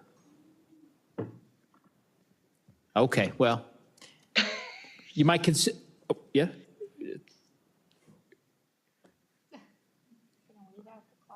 Okay, well then I guess I'll just let the time wind down. Fascinating hearing. I've never nothing quite like this. And I yield back the 4 seconds of my time. Gentleman yields back. Ms. Stansbury, you're recognized. Thank you, Mr. Chair. Who pays tariffs? This is what I'm talking about. This is how stupid these people are, Mustafa. And I get the Congress and said, oh, you know, I have great respect for my colleagues on the side aisle. Man, fuck that. I ain't all that. The gentleman, the gentlelady, man, man, go ahead. I mean, again, it's the dumbing down of America that everybody wants to act like they don't have a brain, and the folks who are supposed to have a brain evidently don't have a brain. And that's why we continue to get the things that we get. So, you know, I was thinking about Mayor Bowser, right? And I was hoping that there was some thought bubbles that were going to pop up so you could actually see how she really felt. Because it was funny when Randy was saying that, first thing I thought of was the first thought bubble was going to be, oh, hell no. And then the next one was going to be, I can't wait until I get my budget so I could actually say what I want to say. And then I saw a Pac-Man come and start making that little noise as he ate across. So, you know, it's just ridiculous, the things that we currently have going on in this country. You know, how we continue to go to the lowest common denominator, how we will put people in office who are unqualified. If you want to talk about meritocracy, you want to talk about merit, all you got to do is look at all these unqualified folks from the presidency all the way down who just are not prepared. And so they are being, there are these puppeteers who continue to utilize them to push these agendas that will have devastating effects on our country for decades upon decades to come. And that's why, you know, when we talk about educating and motivating and innovating is so critically important, because, you know, Scott said there are people, you know, in other parts of the country who just, you know, are not tuned into what's going on or who may not know. That's why we have a responsibility, along with others, to make sure that the real information is out there so we can deal with the misinformation and disinformation that continues to be pumped into people's brains. Because if someone continues to tell you something and there is no counter narrative to that, you will begin to believe it. That's why Republicans bought up all of those AM radio stations. I started talking about it years ago because they kept getting the same messages time and time and time again. And people began to believe it because they're like, well, I heard it, on the radio, so it must be true. And then when I worked on Capitol Hill, I would see Republicans getting these talking points, and every one of them would say the exact same thing, even when they knew it wasn't true, but it became a part of the narrative. So that's why you have to be able to push back against these false narratives, against the misinformation and the disinformation and the foolishness that continues to go on, because it will become a part of the DNA of our country if we're not very careful. Listen, my thought bubble would just be one thought bubble. This mother, that'd be the only thought bubble I had. Look, the Congressman Joe Nagase thing wasn't the only sheer stupidity on Capitol Hill. Congresswoman Lauren Underwood questioned glam girl Christy Nome. Christy she raided the Department of Homeland Security costume closet, and she been wearing every costume all over the place. I guess she thought she was at the Met Gala. But here's Underwood questioning this dumbass. This weekend, the president made the remarkable statement that he, quote, doesn't know whether he has to uphold the Constitution. You, however, have taken a different position, both in your confirmation hearing and when you took the oath of office. You said that you were committed to complying with the Constitution. Do you still stand by that statement? Absolutely. I believe President Trump Excellent. as well. Let's start with Article 1, which gives Congress and only Congress the power of the purse. No money shall be drawn from the Treasury, but in consequence of appropriations made by law. But this administration is freezing, terminating, and even clawing back federal grants and awards that were already signed into law. These are taxpayer dollars that were appropriated by Congress for the specific purposes that we laid out. So, Secretary, let me ask you, do you believe the administration has the authority to subvert appropriations law to freeze and terminate congressional funding? The administration and the Department of Homeland Security used our authorities that we have to evaluate every grant that was in front of us and meet statutory requirements, but also to make sure that they were being spent appropriate. So, of course, the president is within his authorities. Make sure Ma'am, that this is my time. Thank you so much. Of course, the president's within his authorities to drive policy decisions within the bounds of federal law and the Constitution, but that's not what you've been doing. What I'm asking is whether you believe you have the authority to ignore appropriations law. Do you believe that the Constitution gives the executive branch unilateral authority to withhold funds appropriated by the legislative branch? We have evaluated grants to make sure if they're being spent appropriately, and work that is underway and was authorized has continued. Other grants that have not been started and have not been authorized or obligated, we have reevaluated. And I think you're talking specifically about grants potentially within FEMA that were non-disaster related grants. I'm talking broadly, ma'am, and Article 2 does not give the executive the authority to withhold funds, period. And multiple courts have weighed in to agree. Multiple courts have ruled in agreement. Congress controls the power of the purse. That is a fact. That's not a question. That is a fact. And so if the president disagrees with certain spending, Congress passed the Impoundment Act to create a legal process to seek rescissions, and we expect him to follow the law. This administration is not just ignoring the constitutional power of the people's elected representatives. It is also violating the fundamental right of individuals. Do you believe that the Constitution grants everyone in our country the right to due process, including non-citizens? The administration has the authority to. Ma'am, I'm looking for a yes or no question. Yes or no. Do you believe the Constitution? Yes, ma'am. Do you, we have not conducted in claiming my any kind time, of Mr. Chairman? Time is yours. Okay. Secretary Nome, I'm just looking for a yes or no here. Do you believe the Constitution guarantees due process to everyone in America? Due process is exactly what this Congress lays out. Yes or no? It is, okay, ma'am, I'll take that as a no. On due process excuse me, I'm trying to ascertain your understanding of the law as it applies to your department, and you as its leader should be able to give us a yes or no answer, because judge after judge has ruled that the law is not being followed. Do you believe that the U.S. government has the authority to deport American citizens? No, and we are not deporting great. U.S. citizens. I'm so happy to hear that you do not believe that the law gives you that authority, because the federal government has no authority under U.S. laws to deport any American citizen. And as I know, everyone viewing this hearing today knows that several American citizens have been deported to date. That is not Secretary true. Noem, that was not a question. Secretary Noem, that oath that we both swore before taking office was to protect and defend the Constitution of the United States. Not the president, not a political party, the Constitution. And that's what we're going to keep doing here at the Appropriations Committee. Thank you. I yield back. Well, Randy, that's how you question a lying fool. I am glad that they both had on black, because Underwood killed that cosplaying fool.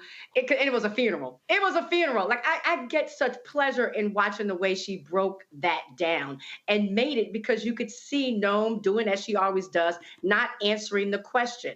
And the question was, are you representing or respecting the Constitution? And we all know that the answer has been no, and that they have completely not respected the power of Congress whatsoever. And they're just just running rogue and acting as this is a dictatorship. So it was such a brilliant read.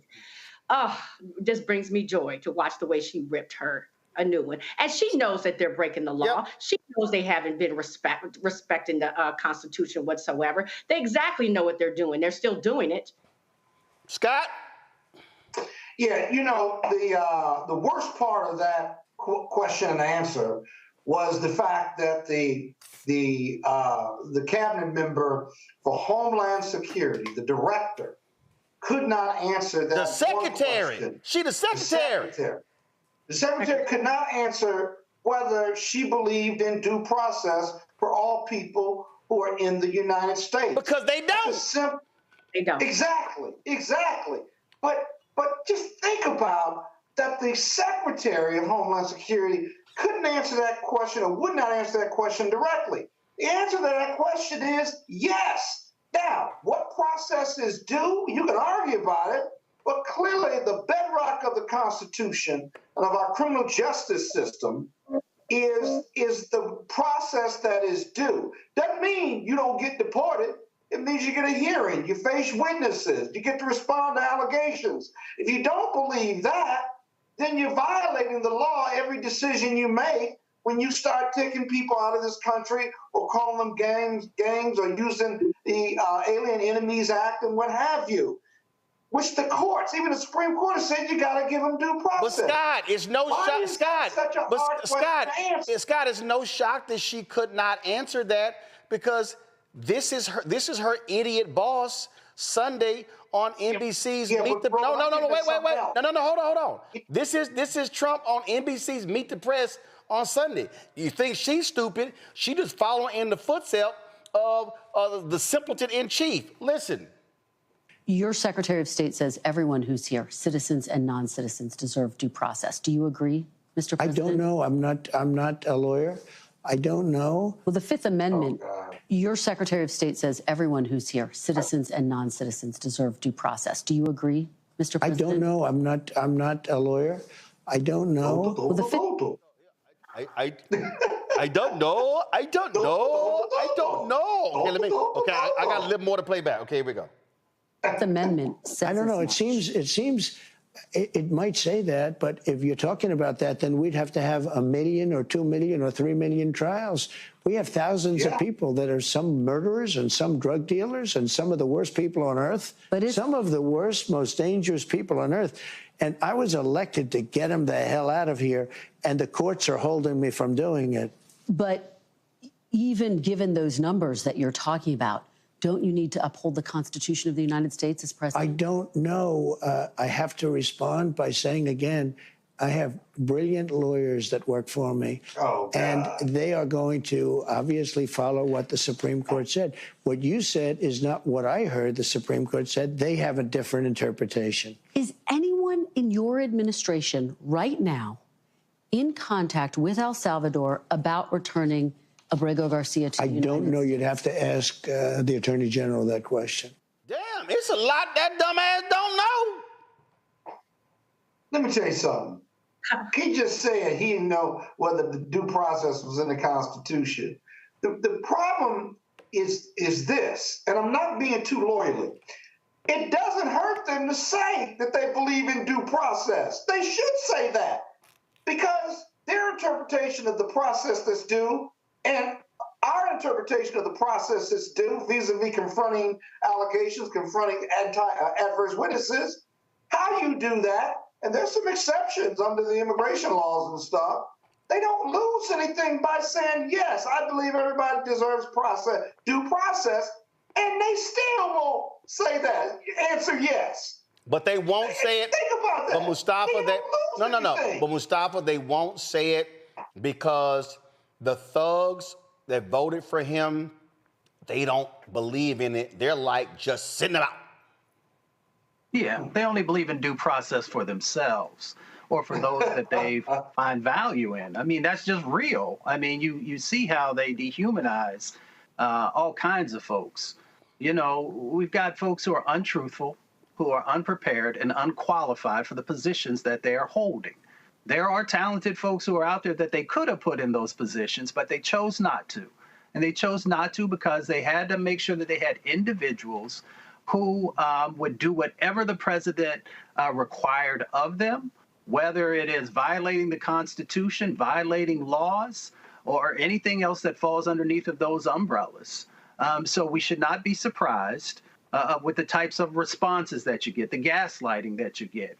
They know the answers to those questions. They know if there have been conversations or if the president has said, do everything that you can to work with El Salvador to bring that individual back. Yeah, to facilitate the conversation, right.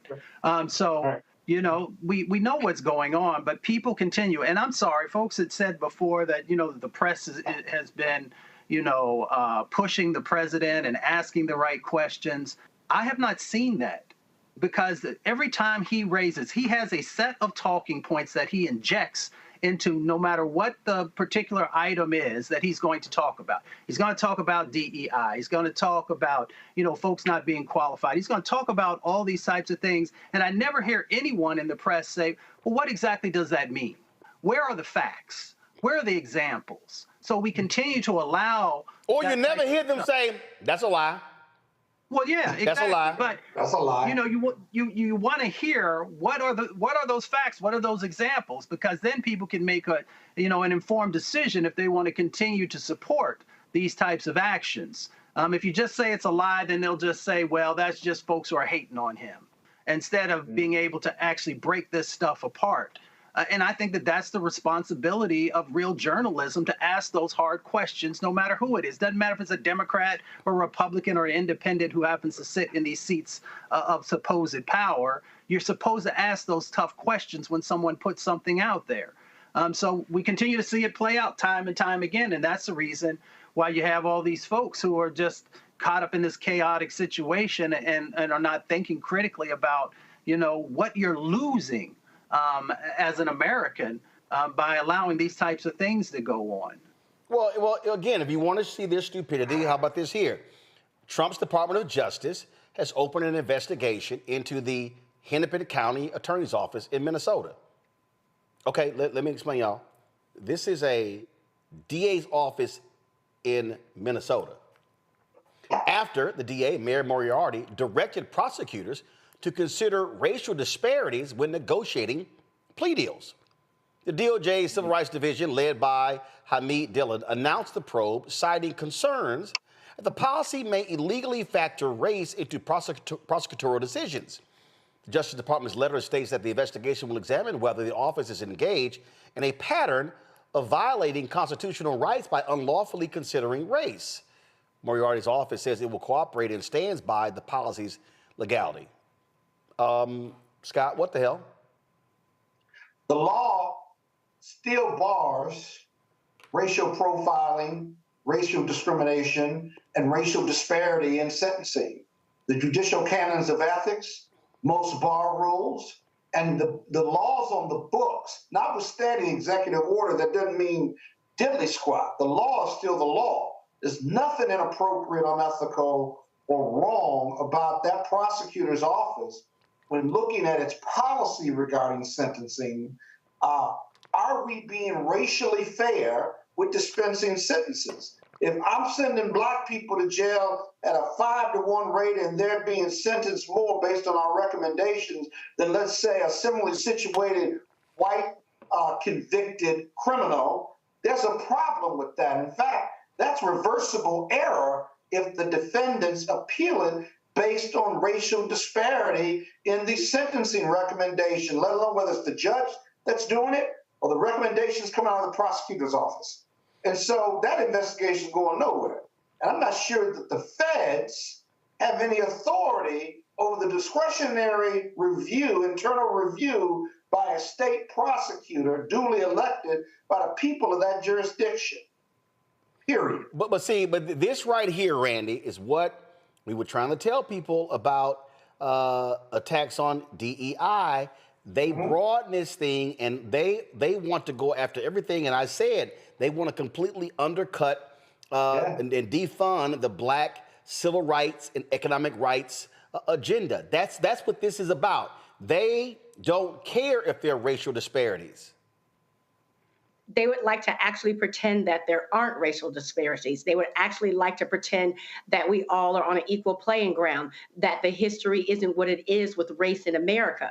And so if you were to set up that premise as if there have not been our racial past in this United States, then you could say, well, why would we have this program? That's unfair. The programs are in place because we do have the discrepancies. The programs are in place because currently the justice system heavily penalizes black people to a high difference than they do white people. It's factual. They come out with the statistics every year. The government comes out with the statistics every year. They report on themselves and they say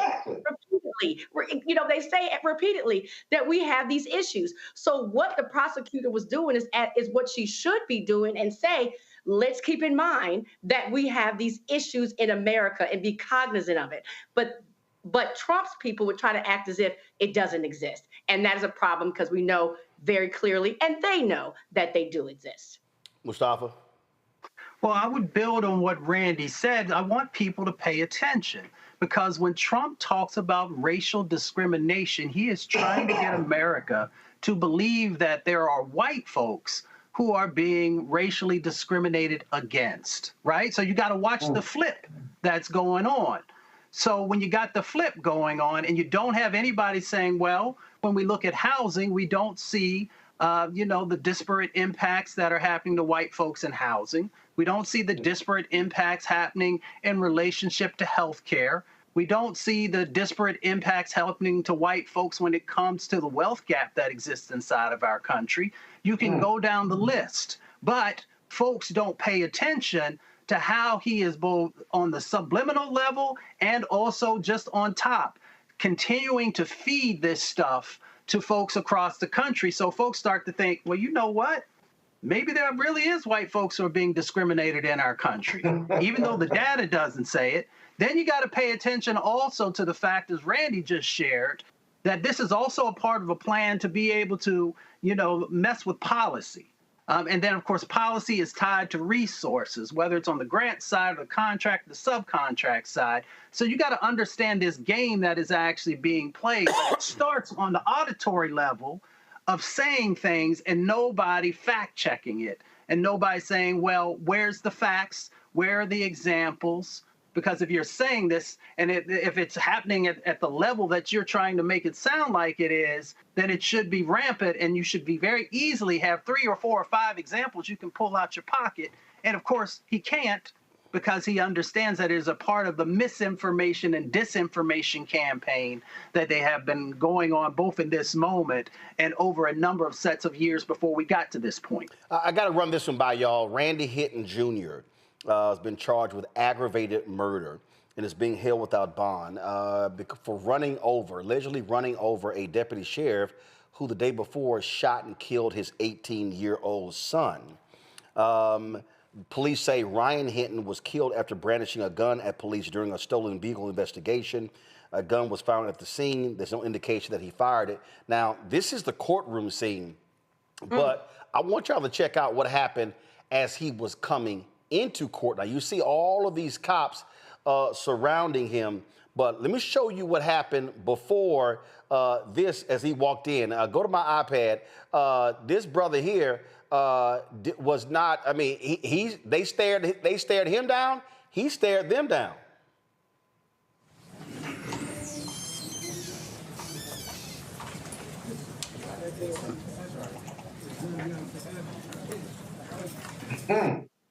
He was. I mean, he didn't come to court with his head bowed. He literally, as he was walking into court, they were all standing out there.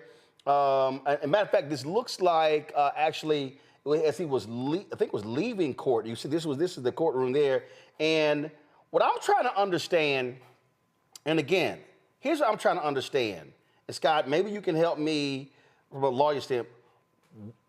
Why are all of these cops in the courtroom standing behind him? They're not on duty. Guys, roll the video y'all played earlier.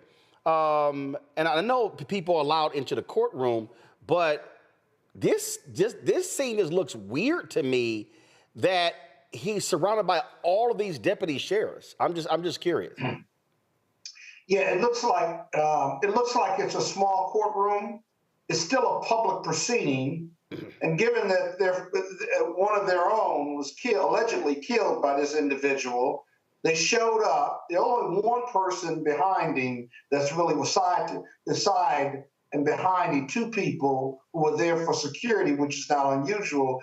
The rest of them are there to show solidarity for the loss of one of their own, as a show of force, also sending a message to the judge and anyone looking, right, that we don't want this idea, we don't want this to go south in regard to whether he gets let out on bail or otherwise. So it's a form of intimidation of the judge, of the defense attorney, as well as the prosecutor, but they're free to be there. You can see at least one of them has a cross over their badge, which is a signal of having lost one of their own.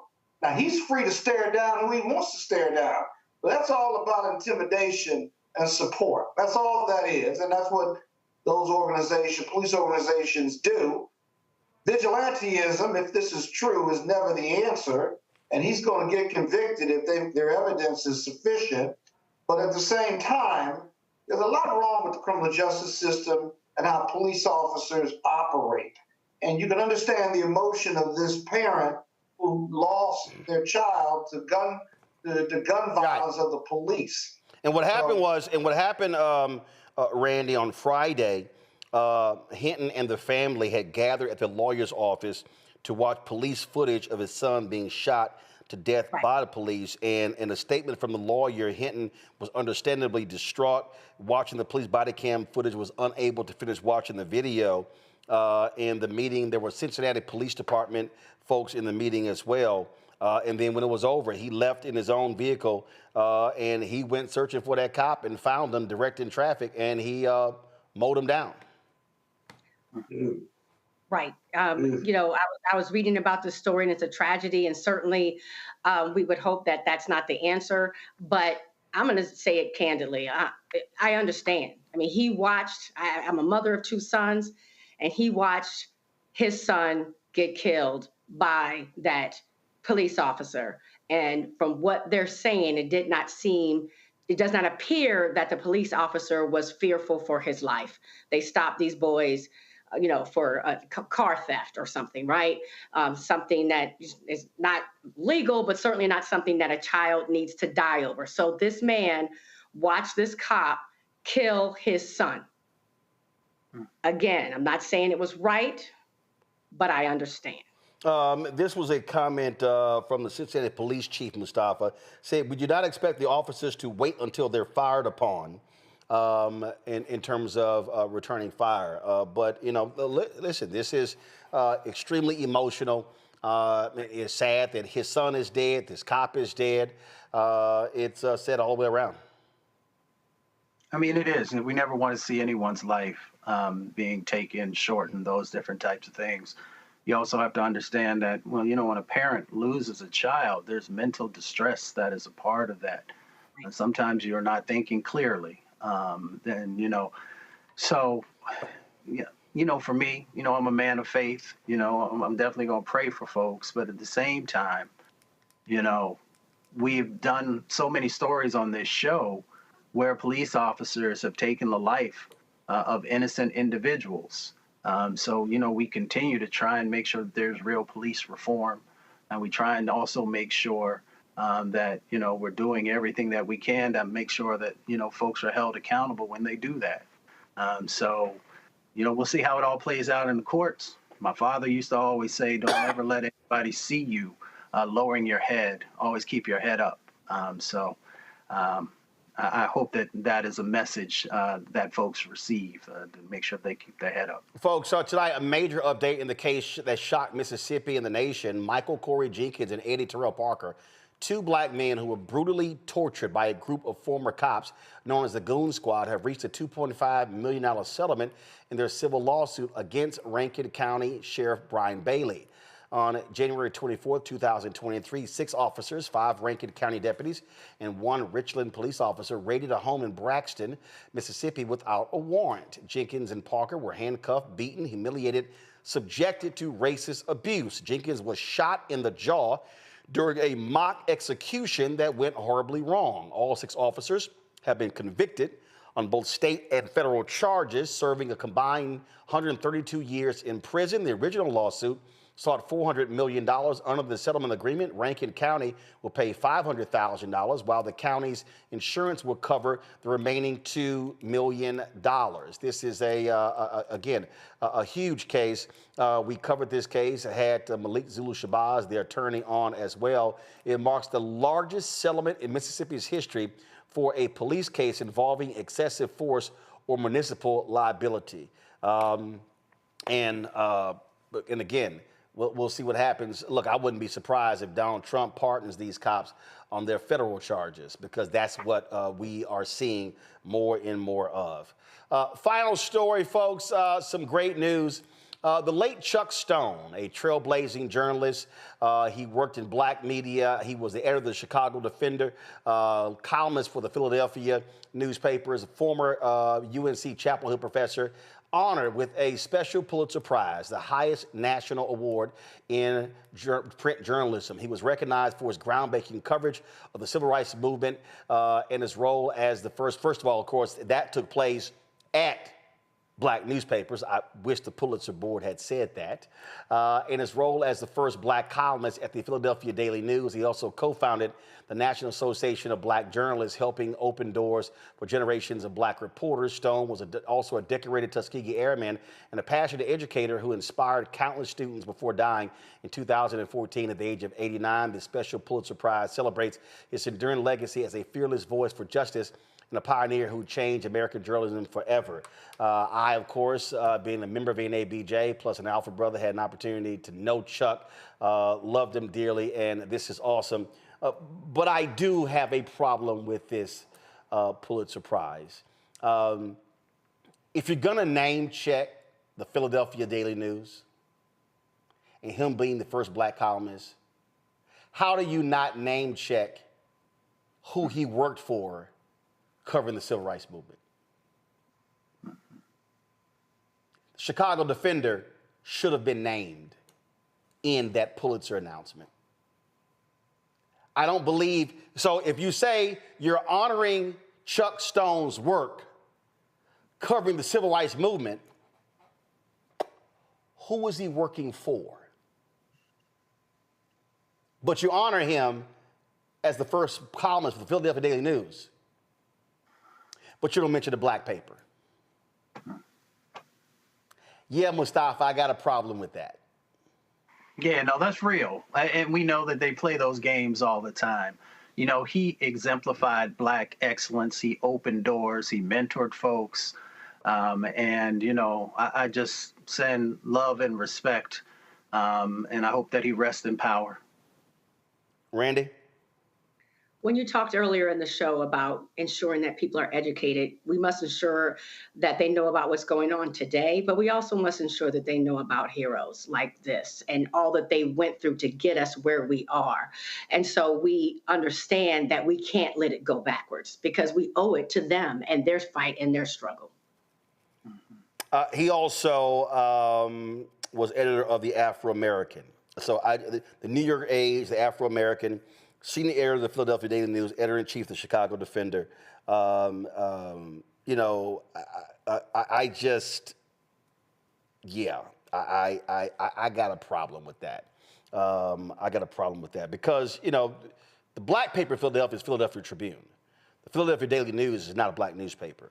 And so even though the UNC website is wrong, they list the Philadelphia Daily News, but they say these newspapers were notable news sources created by the black community, not the Philadelphia Daily News, not to my knowledge. But I just, yeah, that rankles me. And the reason that's important, the reason, and the people who are watching and listening, I need them to understand that the reason this matters is because this happens a lot. What happens is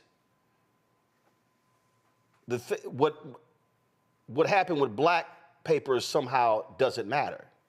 There was a book that won a Pulitzer Prize that was about the civil rights movement.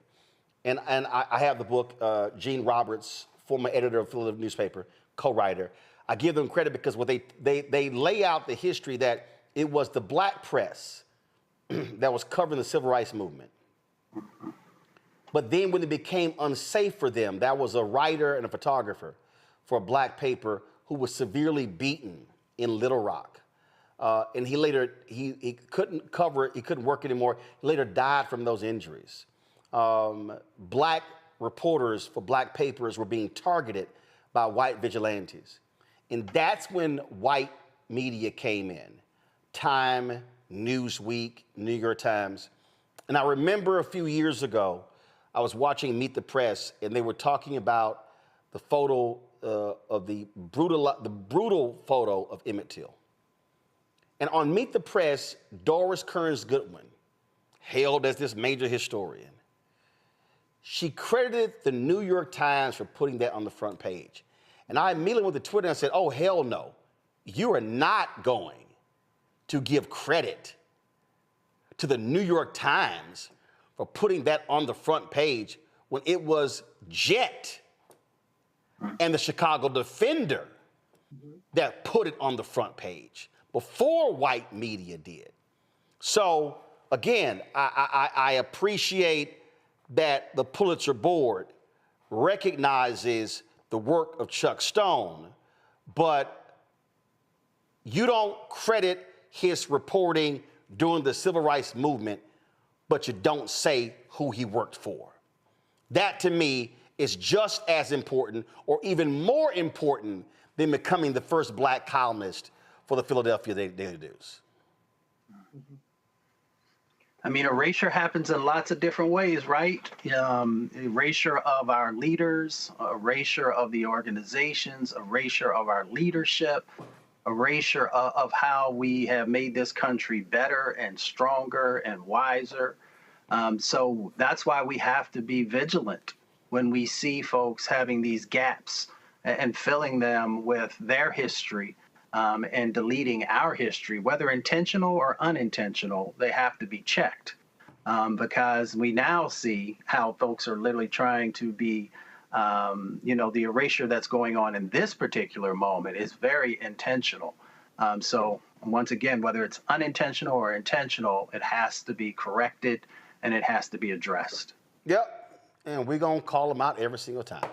Scott had to go. Randy, thanks a bunch. Mustafa, thanks a bunch as well. I certainly appreciate it, folks. We're going to have the Crocket Chronicles for you tomorrow. There were 3 or 4 stories that we did not plan on talking about that we did. So that took up the time. So we'll have that tomorrow.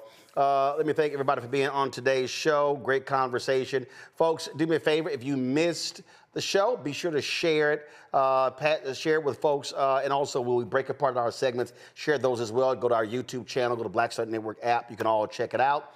And if you want to support the work that we do, what matters is that the stories that we cover, critically important. Other folk ain't talking about it. We do. And so when you support this show, then you are supporting great journalism, but not just this show, but also our Black Star Network. And so if you want us to contribute via Cash App, use the Stripe QR code. It's it right here. This is the QR code. Kill the music. I got something to do. Stripe QR code right here to give it via Cash App. Also, for credit cards, check and money orders, make them payable to Roland Martin Unfiltered, P.O. Box 57196, Washington, D.C., 2003 7-0196. PayPal's R Martin Unfiltered, Venmo's RM Unfiltered, Zelle, Roland at RolandSmartin.com, Roland at RolandMartinUnfiltered.com. Be sure to download the Black Star Network app, Apple phone, Android phone, Apple TV, Android TV, Roku, Amazon Fire TV, Xbox One, Samsung Smart TV. Of course, if you want to get my book, White Fear, How the Browning of America is Making White Folks Lose Their Minds, get it at bookstores nationwide, online as well. Get the audio version I read on Audible. Also, be sure to get our Roland Martin Unfiltered Black Star Network swag. Get our merchandise. We got T-shirts, hoodies, wall art, mugs, and more. And we'll soon have our new design for our FAFO 2025 shirt. I'll let you know when we have that ready. Also, don't blame me. I voted for the Black Woman shirt as well. Go to rolandmartin.creator-spring.com or go to blackstarnetwork.com. QR code there as well. Also, support Fanbase. Download the app. If you want to invest, go to startengine.com/Fanbase. All right, folks. So remember, I was going over all of our HBCU gear. And I had listed Savannah State as one of the places that I didn't have their gear. But I did have, and actually I found it. That was a golf shirt. It was amongst all my golf shirts, and they sent me a hat. But Savannah State hit me up, and they sent a big old box of stuff. And so let me shout them out. First of all, this is a note that they sent. Hold on one second. Let's see here. On behalf of Savannah State and the entire Tiger family, it's my pleasure to share a small token of my appreciation with you. Enclosed, you'll find some SSU gear, a symbol of our Tiger pride and gratitude for your continued support of HBCUs and the important work you do in amplifying our stories. We are honored to have you as a friend of Savannah State and look forward to opportunities to engage with you in the future. Dr. Jermaine, okay, I can't make the last name. It's W-H-I, is it Worrell? Is it Worrell? Is it Jermaine Worrell? President. So Dr. Jermaine, I appreciate it. So we'll let y'all know. So first, let's see, what's this here? This is, I got a Savannah State tie. Okay, y'all, no ascot? Okay, I got a Savannah State tie. All right, so y'all know it gets hot. I play golf. So they have, these are called the cool towels.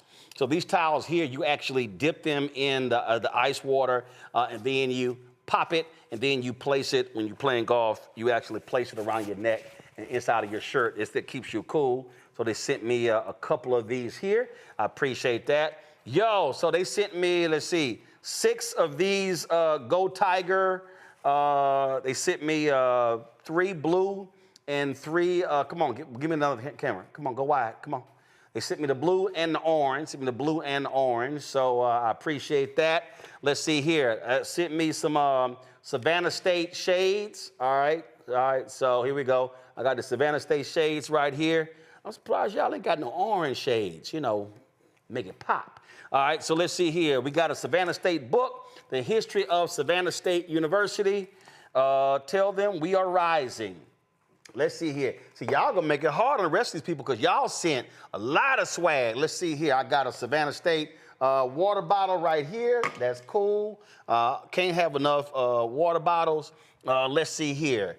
This HBCU Proud hat right here. So I appreciate that. Let me go ahead and do this here. So I'll take my cowboy hat off, and then we'll put the hat on. All right. Go ahead and put the hat on, and then let's see here. Y'all know I the bill gotta be straight, so I gotta bend that sucker. I can't stand these new hats with that big ass dinner plate brim. So this one here works right here, y'all. Let's see right here. Here is a Savannah State golf shirt. Yep, I'll be rocking that on a golf course. So y'all see that right here. Got that in white. They sent me a golf shirt here in gray. And then, of course, when the temperatures drop, I got this blue Savannah State hoodie right here. They sent me, got me Savannah State lanyard. And then let's see here. Now we got the Savannah State crew neck right here as well. So Dr. Jermaine, I appreciate that. And so y'all know my rule. I only wear HBCU gear of places I've been to, I've spoken at, I broadcast from, and I counted. Actually, I did a recount.